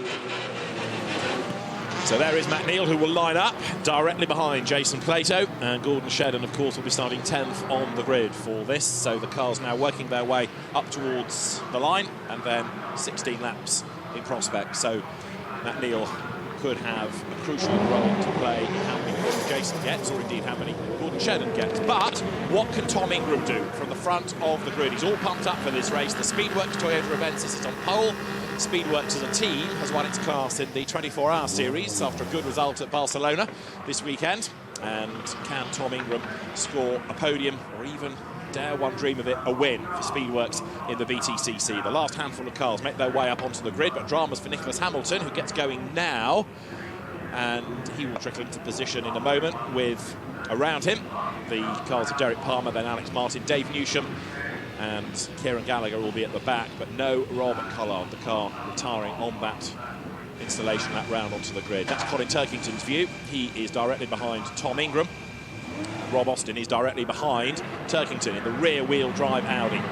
Round 24 of the Dunlop MSA British Touring Car Championship about to get underway. Lights go red. Who is going to make the best start now? Good getaway is made by Colin Turkington from third on the grid. He's up alongside Jack Goff, who tries to defend. Rob Austin is away well also and tries to squeeze alongside Matt Neal, which he does. Jason Plato tries to drop down and get underneath Jack Goff's MG as they head towards Dean for the first time.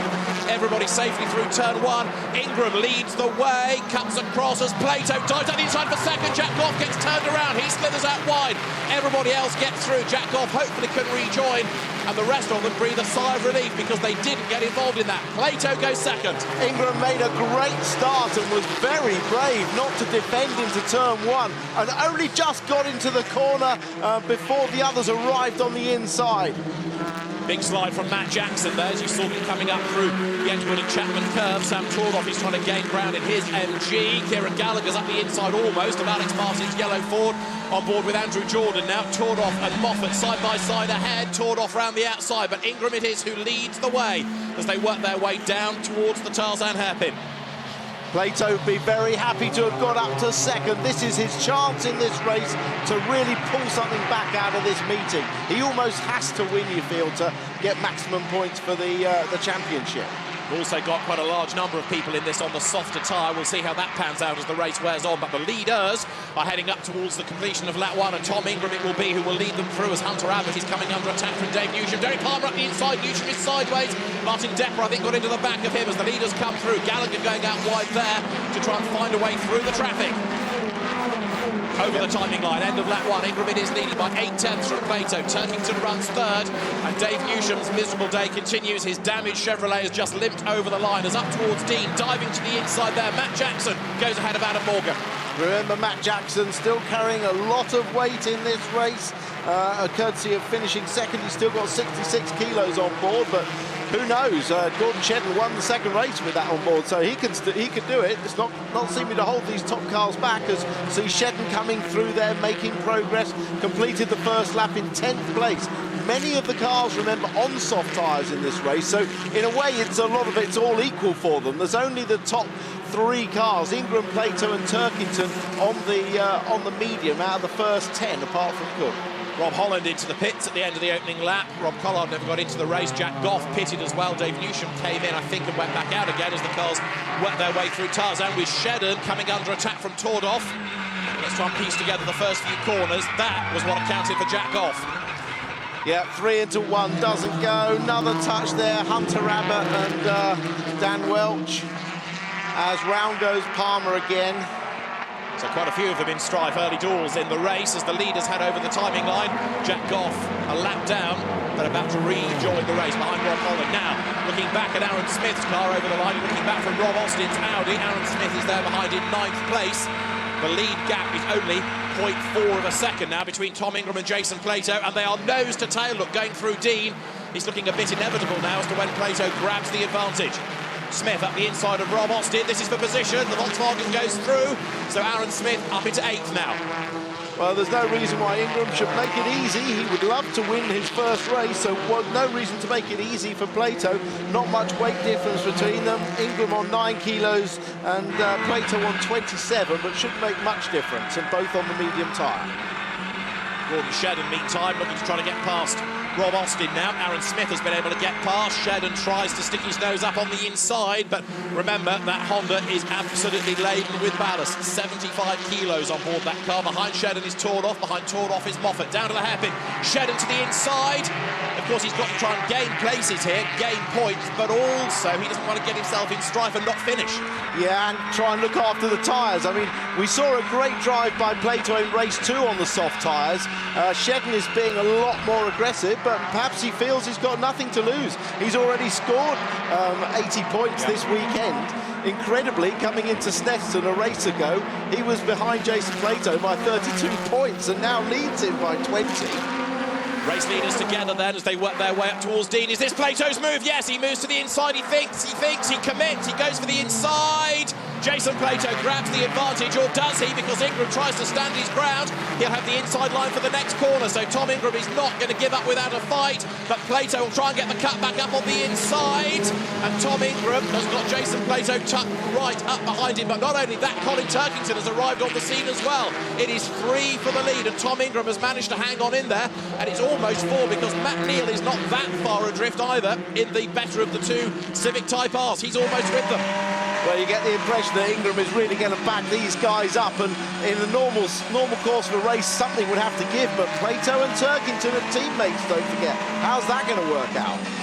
Well, thus far, it seems every man for himself. Turkington will want to get ahead of Jason Plato as long as they don't take each other off. I think the plan in the team is that they're free to race, but Jason will be wise to all of what's going on around him, and he knows how to score points. He's won the championship twice before. Here he comes then, now down towards the Brook chicane. Nervous faces within the Team BMR garage. They'll be just as nervous, I would have thought, at Speedworks as the cars wriggle their way up towards turn 4. This is going to be the end of lap number 4 of 16, and Ingram hangs on to the advantage. Plato is there behind him in 2nd spot. Turkington runs 3rd. Matt Neal is 4th over the line. Then it's Jackson, then it's Morgan. Then a bit of a gap has opened up through turn 1. Yeah, good toe, good positioning from Plato, but he's going to have to work hard. Ingram's starting to cover the inside now. It's all about that exit from the Brook chicane onto the banking.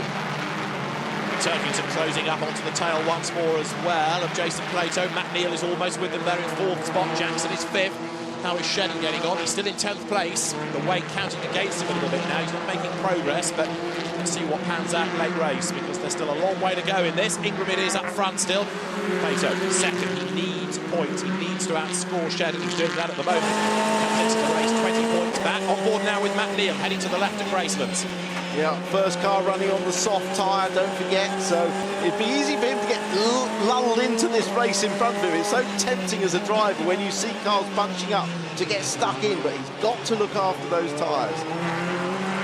He's mindful of what's going on behind. Jackson, Morgan are behind him, and they're both on the softs as well. In the Ford, you can see the white, black and red Ford Focus, and then the black and yellow Mercedes of Adam Morgan. They're the other leading cars on the soft tyres. The leaders outright, nose to tail again, coming up to the end of lap 5. Still, Tom Ingram hangs on to the advantage. The last time a Toyota Avensis won a round of the championship, Frank Raffle at Brands at the end of 2012. Tom Ingram leads the way into turn 1, still being chased by Plato, who once again will try and get a toe and perhaps make a move down towards Dean. Let's see what happens this time. Is Ingram going to be able to defend? Does Plato suddenly dive up the inside? No, not this lap. They all concertina up.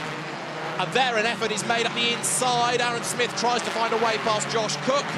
Dislodges him a little bit, forces him wide, but Cook will have the inside for the next corner.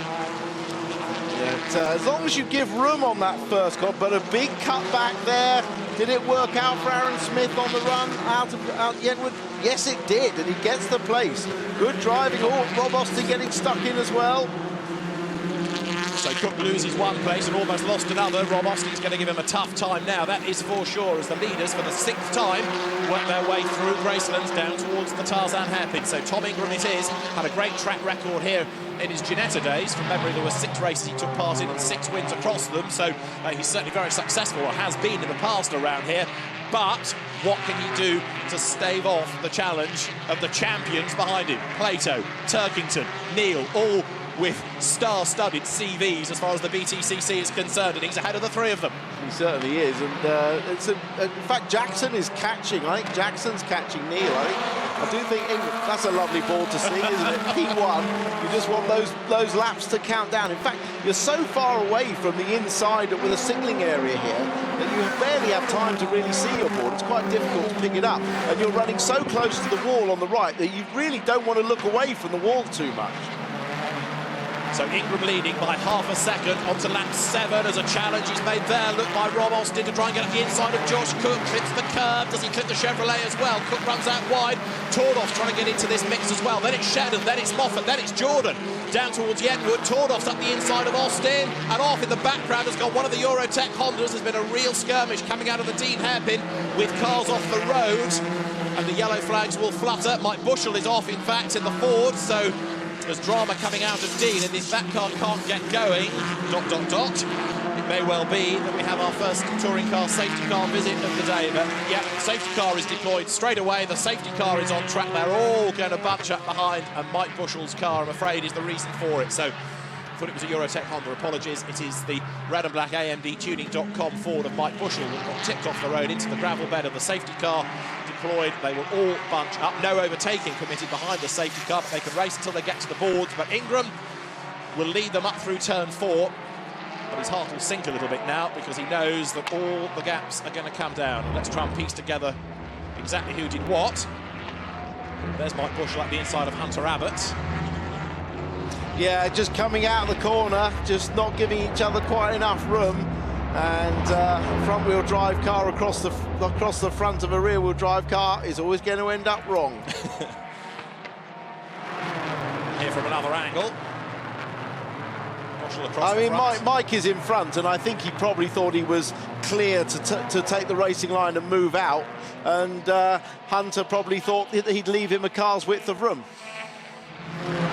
And also here, a look up towards the line, Shedden versus Tordoff, and that Tordoff moving ahead, so that's the change for 10th place. Bad news for Shedden because he drops 1 place, he loses points, so on the restart he needs to see what he can do to try and gain ground once more out of this. We are behind the safety car. The race order, just to recap: Tom Ingram ahead of Jason Plato, then Colin Turkington is 3rd, Matt Neal is in 4th place, 5th is Matt Jackson, 6th Adam Morgan, 7th Aaron Smith, 8th Rob Austin, down to 9th Josh Cook, and 10th is Sam Tordoff. And the recovery operation to get Mike Bushell's Ford out of the gravel continues.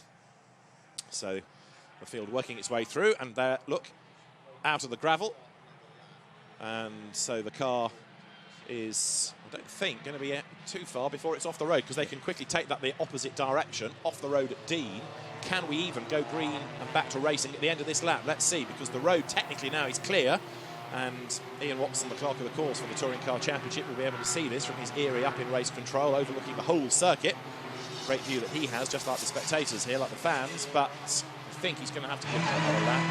Too late, yes, the safety car has missed pit in, so it'll be one more lap as the field works its way then through the chicane at Brook and then up towards the line. Ingram, Plato, Turkington, Neal, Jackson, Morgan is the top 6, but we should be good to go racing at the end of this lap.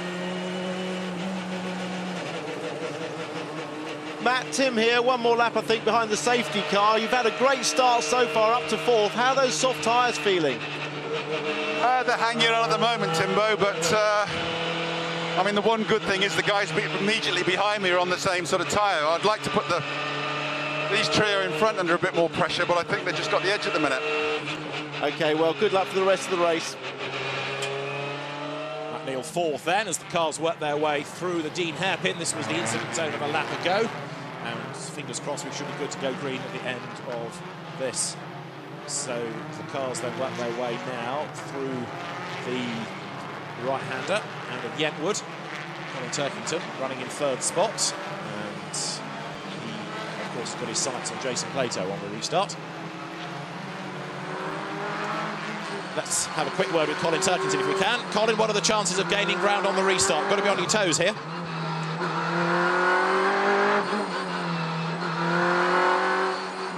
Apologies, a small technical gremlin has intervened, but our plan to have a quick word with Colin comes to no avail, but you can rest assured he will be on his toes and try and gain a place on the restart. But Jason, the man ahead of him, will have his sights on Tom Ingram, and we'll see how it's going to pan out on the run through turn one. Is Plato going to be concentrating purely on attacking, or will he have to think about defending from Turkington? And then you've got the Neil and Jackson and Morgan trio as well, and they're on the same type of tyre as Matt Neal was just saying, so they've got their own battle to look for. Yeah, I mean, we've got two races, really. I think you've got a race between the first three on the medium tyre, and then between Neil, Jackson, Morgan, Smith and Austin behind, all on the soft tyre.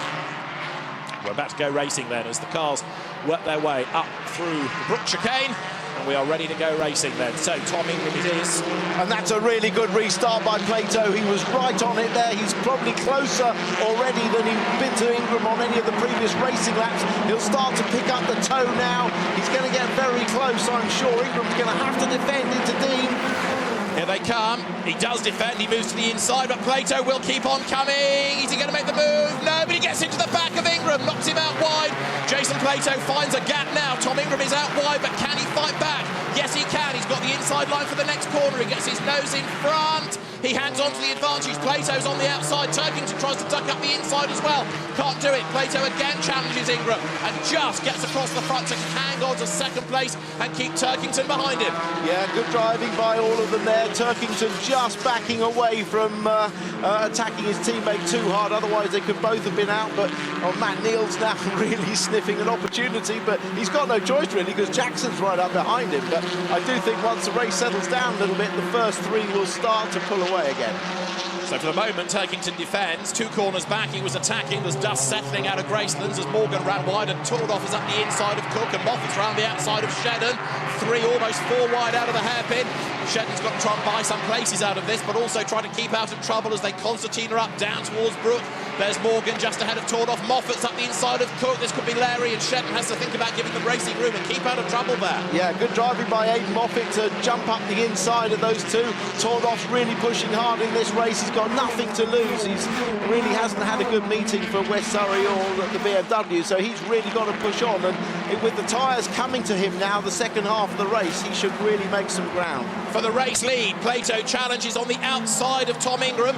This is lap 11. We're up to 18 laps now because of the safety car period, but Tom Ingram is still defending for all he is worth. Down towards Yentwood they come. Turkington is creeping back onto the tail of Plato. That is what Ingram needs, really, to take some of the pressure off, but Jason is giving him a very tough time. Yeah, but I don't think Turkington's really going to attack unless Jason does something to Ingram, like he tried to do a couple of last lap and open the door, but already they're pulling away from Matt Neal and the soft tyre brigade. So down through Gracelands they come. This lap 11 of the 18. Ingram still leads the way. Now we talk about Shedden needing to keep out of trouble and score points. It's the same for Plato. Yes, he wants to win the race. Yes, he wants the points, but likewise he doesn't want to put himself in jeopardy. And of course there's an extra point for leading the race. Morgan now getting down the inside of Moffat. These places changing all the time. Cook in there as well, and Shedden now right behind them, looking to see what he can capitalise on. Yeah, Cook's the beneficiary out of all of that. He's gained ground, but he's about to lose a place. Back to Moffat, who clatters into the side of Morgan, and Shedden gets past 1, gets past 2. Andrew Jordan's got past them as well. That'll be an interesting conversation in the Mercedes pit bunker, won't it? The two of them having run off the road together. Whoops. But here come the race leaders out of turn 1. It's still Ingram, but Plato perhaps this time is going to line up to go to the inside. Yes, yes, yes, for the race lead. Jason Plato goes through. Ingram gives him racing room. Can he switch back up the inside? Yes, he can, but he's going to be on the outside line for the next corner. Ingram has his nose in front, but Plato should make it stick right now. Yeah, unless there's just a chance perhaps for Ingram to come back up the inside, which he's trying to do. No, Plato's got it done. He looks so aggressive, didn't he, coming through? He's run a bit wide there on the entry to pit pass. sometimes be an opportunity up the inside here. Ingram's pushing, using the grass. My God, he's going to do it as well, you know, up to greystands. He's going to do it. Fantastic. Tom Ingram back into the lead, and look at Turkington. He's nibbling away at the back of Plato's Volkswagen as well. Tom Ingram back into the race lead. He defends into Tarzan, but not enough because Plato has a look up the inside. It was just enough. Ingram does hang on to the advantage. There's a bit of damage at the back of the car, and Plato is under attack now from Colin Turkington as they work their way down towards the Brook chicane. Three of them as one for the race lead, and Tom Ingram, driving the race of his life, is still up front. He's battled his way back ahead of Jason Plato. Yeah, but look, he's really starting to struggle with the tyres. Plato's coming off the corners better, so he's going to be under attack every single time now. On the run through turn one into the Dean hairpin, it's where in the past we've seen Plato make the move. Ingram is ahead, but look at the flapping bodywork at the back of the car. Legacy of the contact a lap ago. He defends the inside line, and Plato can't make a move this time. Matt Neal's not far adrift of Turkington, but it's still Ingram, then Plato, the top two. Turkington is third, Neal fourth, up into fifth, incidentally. Aaron Smith, look, and it's all kicking off for sixth as they come side by side out of Dean, where you've got Jackson, Austin, Tordoff, Cook, Shedden rounding out the top 10. The replay of Martin Depper getting rid of one of the Recticel barriers coming through turn four. Meantime, Tom Ingram's battle-scarred Toyota is still leading the way, and Plato is still staring at the back of him. But as I say, this is the race of Tom Ingram's life. It's the best we've seen of him in touring cars. To stave off Jason Plato, you've got to be good. To get back ahead of him, having lost the lead, fair play. Absolutely, and Jason is the master of defensive driving, isn't he? So that's inside Tom's Speedworks team. Christian Dick, the team owner, looking on ever so anxiously. But yeah, that's what you want to see from the young guns, fighting back. It's brilliant stuff. Tordoff's made progress. Look, he's now got to the head of that little bunch. Yeah, so he was running eighth at the start of the lap. There's Moffat recovering, and Jack Goff, remember, after a pit stop. He's a lap down, he's out of sequence. So it's a shame this, because Jack's race pace now is pretty good. He's lost the lap early on as the leaders burst back into view, and it's still Ingram ahead of Plato, who again has that good line out of turn one, and Ingram moves across to defend, but is it too late? Plato is committed again. He's up the inside, they almost lean on each other. Jason gets it slowed down, forces Ingram out wide, and this time surely he's going to go through. Yes, he does, but can Ingram fight back a second time? Nose to tail, they run into Yentwood. Turkington's back with them as well. This is where it started to go wrong round the right-hander here. Plato ran a bit wide last time, put himself offline. This time he holds it to the right. He's got the job done now, but he still needs a good run through this long left-hander pit-path to establish a bit of a gap, and he won't even be sure when he gets to Tarzan that Tom isn't going to launch it up the inside. Yeah, Tom doesn't have to think about championships or points. He wants results to try and attract sponsors for next year, so he wants to prove that he's a race winner. As they come down towards Tarzan, Tom Ingram has not yet had a race win in the BTCC. He's not had a second place, so if he hangs on to this, it'll be his best ever result. A replay of dramas up at Dean, heading towards Dean. Dan Welch in the wall. I'm afraid the Proton rattles into the concrete. That will pull off the circuit and bring out a yellow flag in the first sector as the leaders then, 3 as 1, work their way up towards the end of lap number 14. Plato has done the fastest lap of the race. Morgan is off the road now at Tarzan. Has he got the momentum to dig himself through the gravel, find the little strip of grass around the outside? Yes, look, the marshal waving him all, saying, come on, this way. And Adam Morgan will lose loads of places, but he'll be back into the race. And Plato's now got the point. He's been in the lead of the race before, but he hasn't led across the line, so now he's got the point for leading. And it's Turkington's turn to have a go. What a fantastic race, though, by Tom Ingram. Absolutely right. Jason Plato now just creeping away a little bit, but can Tom hang on to second place? Turkington is right there behind him as well now. Another replay of more dramas, and this is how Adam Morgan ended up in the gravel. Yeah, it's so easy to do there because you do brake to the outside of the track to turn in. So if you outbrake yourself, you haven't got any margin for error running on wide. The leaders come through Gracelands for the 15th time in an 18-lap race. The order now, Plato, Ingram, Turkington third, Neal fourth, Aaron Smith fifth, sixth is Tordoff. Austin is 7th, and the safety car is being deployed once more. Austin 7th, Jackson 8th, Shedden up to 9th, and Jordan 10th, but a second safety car period then. And it's for Dan Welch's car to be removed. It has pulled off the road, but I think it's just a little bit too close to the edge of the escape road. So if anybody else were to go straight on, there's a possibility that it might be struck. So The officials want that moved further out of the way. The safety car is deployed, and there's also a car off on the run towards Tarzan, and I think it's a Eurotech Honda that has come to grief on the run to the Tarzan hairpin. So the cars work their way up over the line. There, look, is the Honda in question, but is going no further, and the safety car on track then as the field turns its way over the line. Jeff Smith, sad to say, is the driver who is out. That car also will need retrieving. So Jeff Smith is out of the race.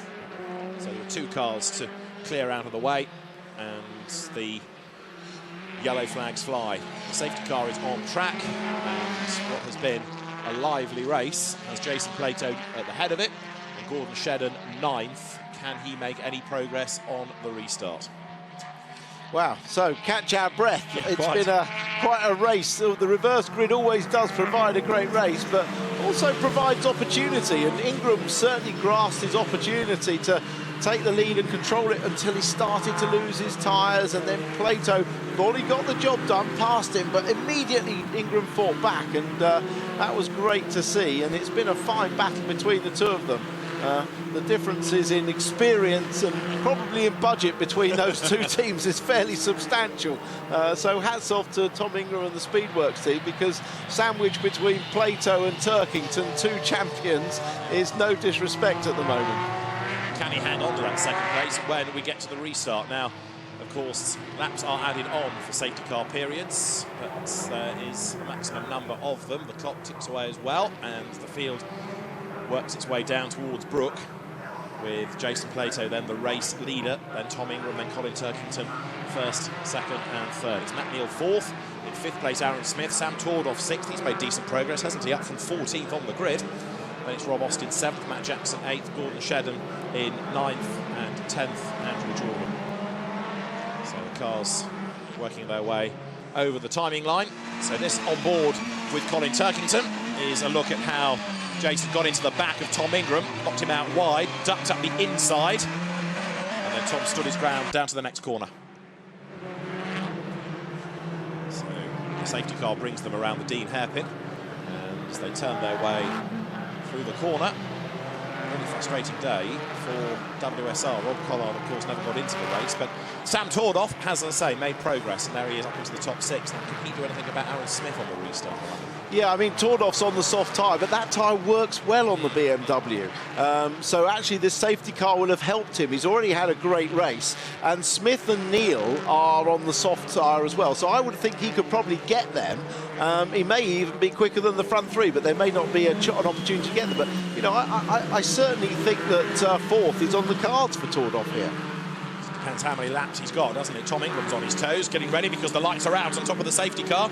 So we're going to go racing this time around. We're up to 19 laps now because of the safety car. This is lap 17 of them, so it's going to be a real dash to the flag as you ride on board with Colin Turkington. And it's now up to Jason Plato to control the pace on the way round to the restart.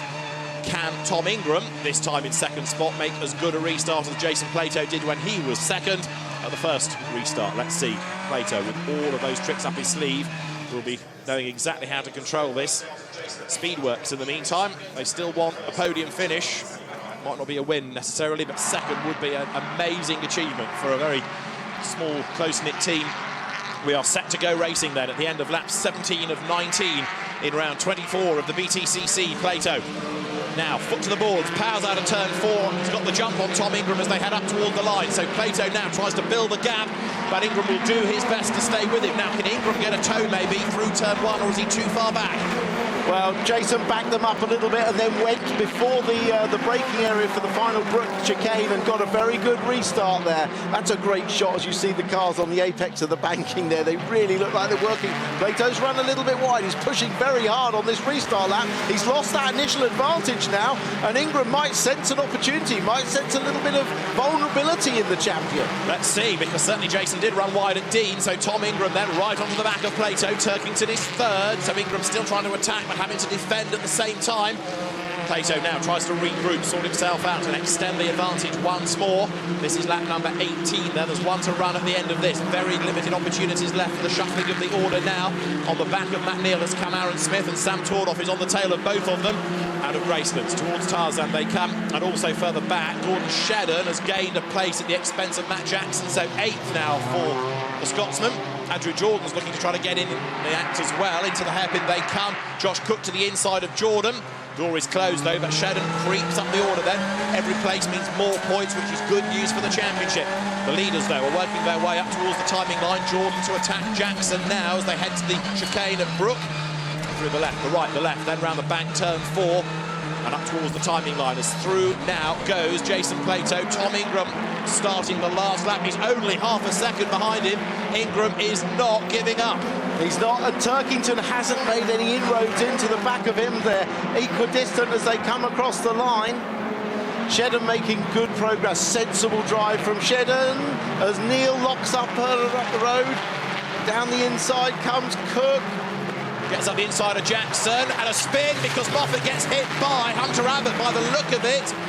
Off they have both gone, and the Audi arrived very quickly indeed into the side of the Mercedes that was turning through the corner, so quite a big hit. Plato is escaping up front then. He's on the yellows at Dean, but it won't matter. It'll be the checkered flag at the end of this lap. And Smith is under attack from Tordoff now. Nose to tail they run. They turn their way up through the long, long left onto Steel Straight and then into Graceland. Tordoff could buy one more place before the end, but Jason Plato looks as though he's on for yet another career victory. It may not have been the best overall day, but it's going to finish on a high note for him as he heads then down towards Tarzan.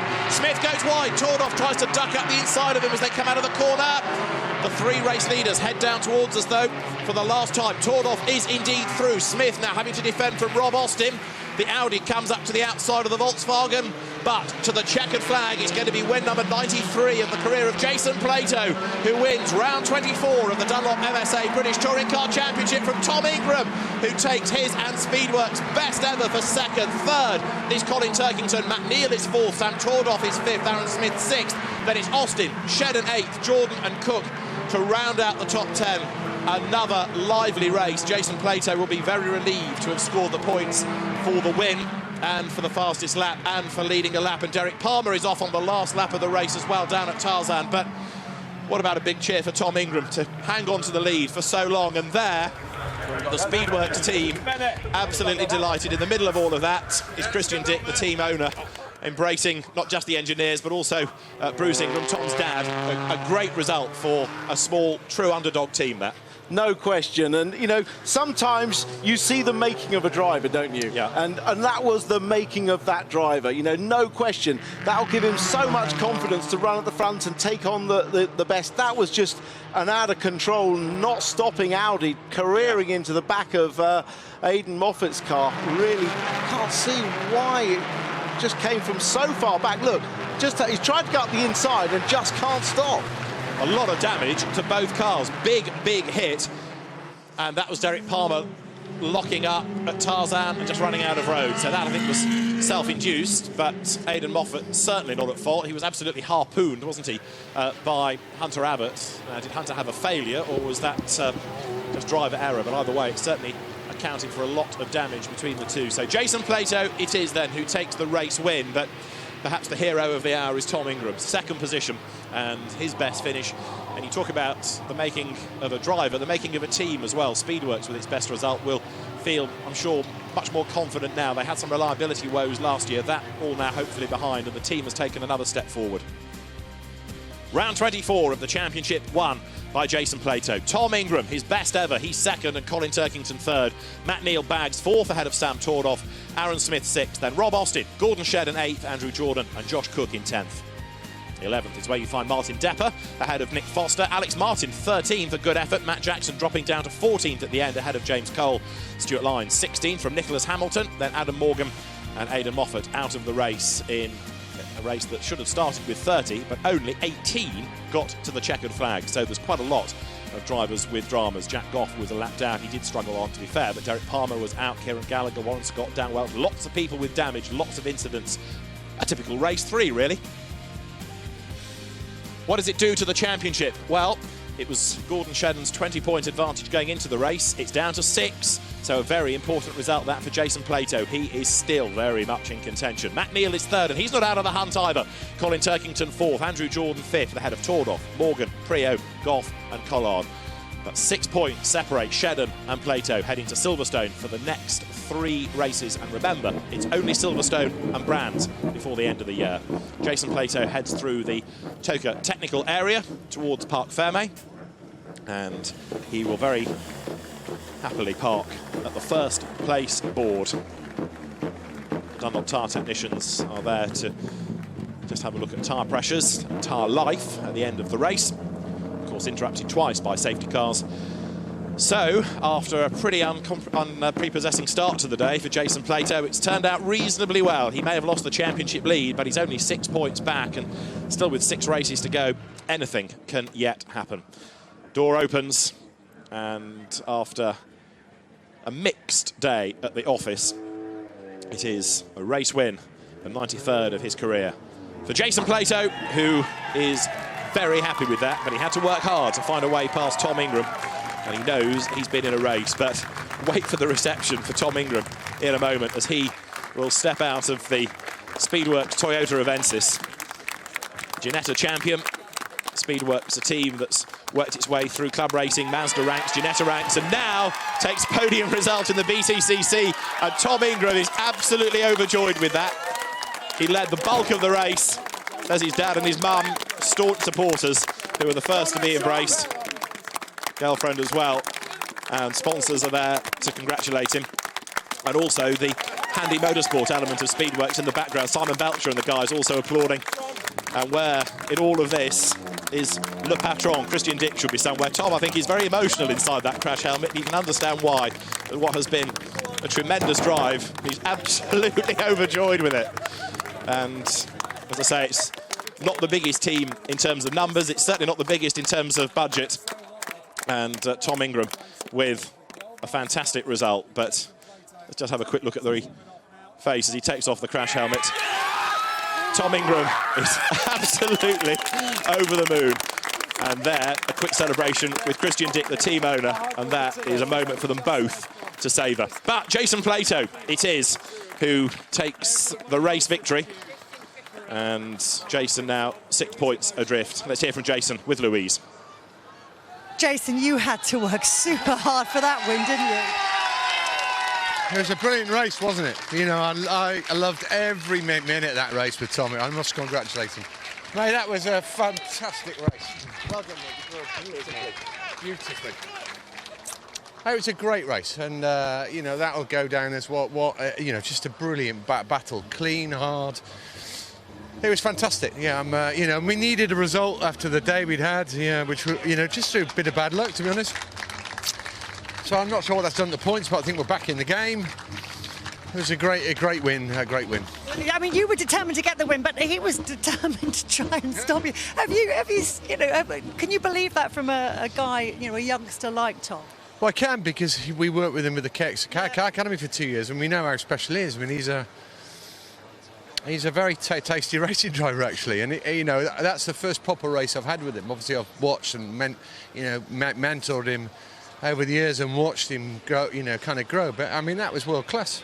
He's really brilliant. It was great, you know, and yeah, really important weekend this is, and we've kind of got out of it okay.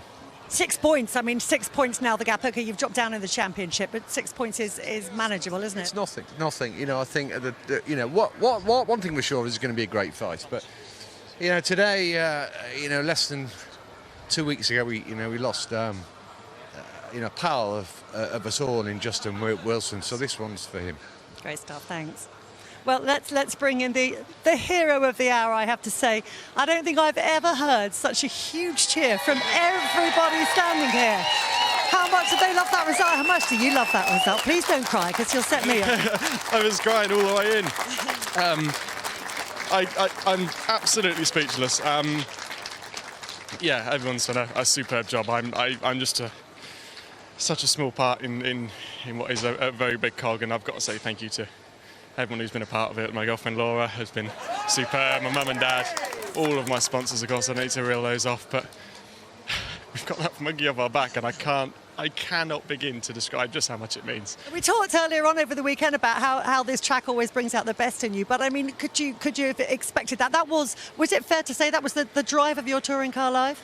I tried to hold on to it as best as I could, but I'm up against Mr. Touring Car himself, aren't I? So I cannot begin to describe how over the moon I am. I'm just going to start repeating myself otherwise, but.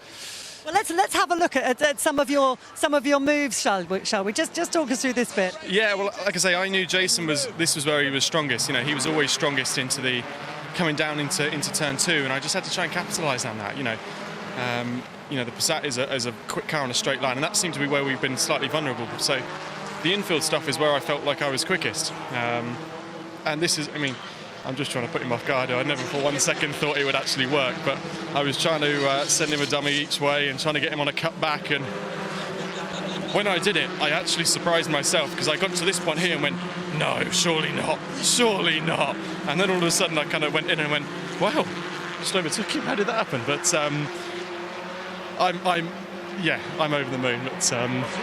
But without a doubt, the best race of your touring car career, as you said, and I have no doubt the celebrations for that one will go on. And let's bring in third place finisher Colin Turkington here. I mean, you had a bird's eye view of all that. You must be thinking, do I get stuck in here, or do I just hold back and see what develops? Yeah, I had the best seat in the house. You know, these guys had a bit more pace than me, so you know, I was nervous to get involved, because, you know, if I got past, I didn't have the pace to pull away, and then I'm in trouble. So, you know, I was just trying to manage the gap there between Tom and Gordon behind. But yeah, it was very entertaining. And it ended up in an important result for you as well, an important podium finish and a good haul of points. Well, that's it. You know, it's been a difficult weekend for me. You know, we just haven't found the pace. So. You know, to finish the day with a third place is good points. So, you know, I was happy to consolidate rather than risk not finishing at all. And to finish the day with such an amazing race for the spectators. And I'm sure we're going to be talking a lot more about that when we come back in just a few minutes.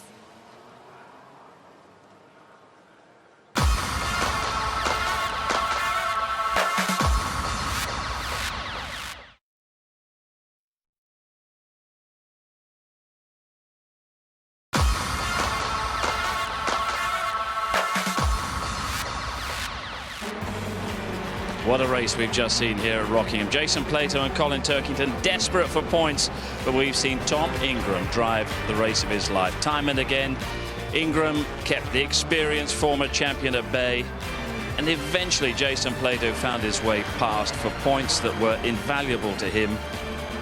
Ingram took the fight back to Plato once again. One of the best touring car races for this season, for many seasons. But Ingram, who finished in second ahead of Colin Turkington, was the star. Jason Plato took the win that was so invaluable in terms of his championship challenge, and he closes the back to Gordon Shedden, who'd stretched a 20-point lead, but it's now back to just 6 points after that Jason Plato victory. That's what we leave Rockingham with, a championship that is still up for grabs. Gordon Shedden has moved into the championship lead, but it's only a 6-point margin to Jason Plato. Matt Neal right in the hunt.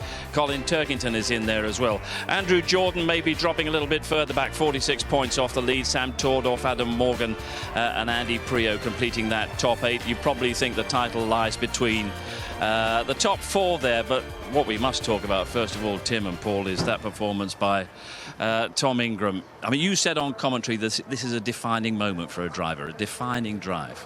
Yeah, I just said congratulations, and Jason himself said this guy's going to be an amazing force in touring cars, and I described it as his coming-of-age race. You know, when you know you can battle with multiple champions, Jason Plato and Colin Turkington, on equal terms, and let's face it, that team Speedworks, it's an under-financed team, lacking experience both technically and on the driving side. So it was a fantastic job for them, and he drove brilliantly. And it was a performance all about confidence and self-belief. A lot of drivers have got the pace and they've got the technique, but it's the self-belief that Tom Ingram seems to have. Yeah, definitely. And I think it was a funny one, wasn't it? Because he's never been on the podium before, so he could have just backed off and just stayed in second. But my word, he went for the jugular, didn't he? And he made Jason have a mistake, and I couldn't believe it. But exactly that, you know, it was too easy for him to do that. But he went for the lead, and is great because Annette and Bruce, his mum and dad, are just great people, and they work so hard as a team and as a family. It's brilliant to see. The thing is, it's confidence without being arrogant, and that's the key to it. He's respectful of his peers, but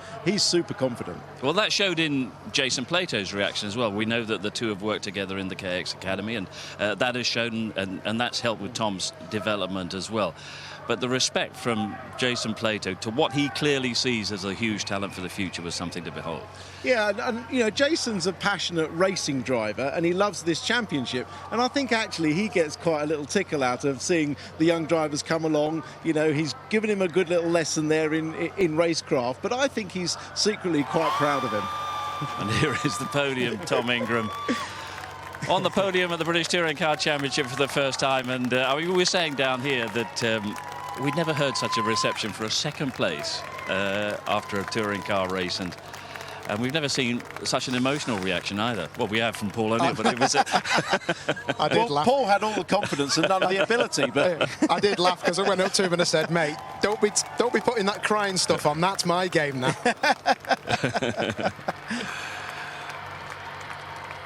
But Jason Plato on the top step as the anthem rings out around Rockingham, and we'll have a quiet word about what that does for Jason Plato's championship ambitions, what it does for the battle with Gordon Shedner, Matt Neal and so on in a few minutes' time. Let's go back to Louise, who I think is getting a little bit more reaction to what we've just seen. Well, Gordon, a relatively quiet race in that one, but it was all about keeping your nose clean, wasn't it?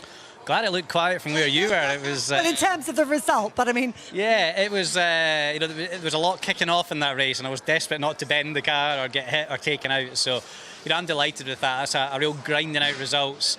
To start 10th with 75 kilos of ballast on the soft tyre, it's your worst case scenario. So, to gain a couple of places, you know, another 8 valuable points, and you know, that's fantastic. You're going to leave here with another huge smile on your face because it's been a really successful weekend, hasn't it?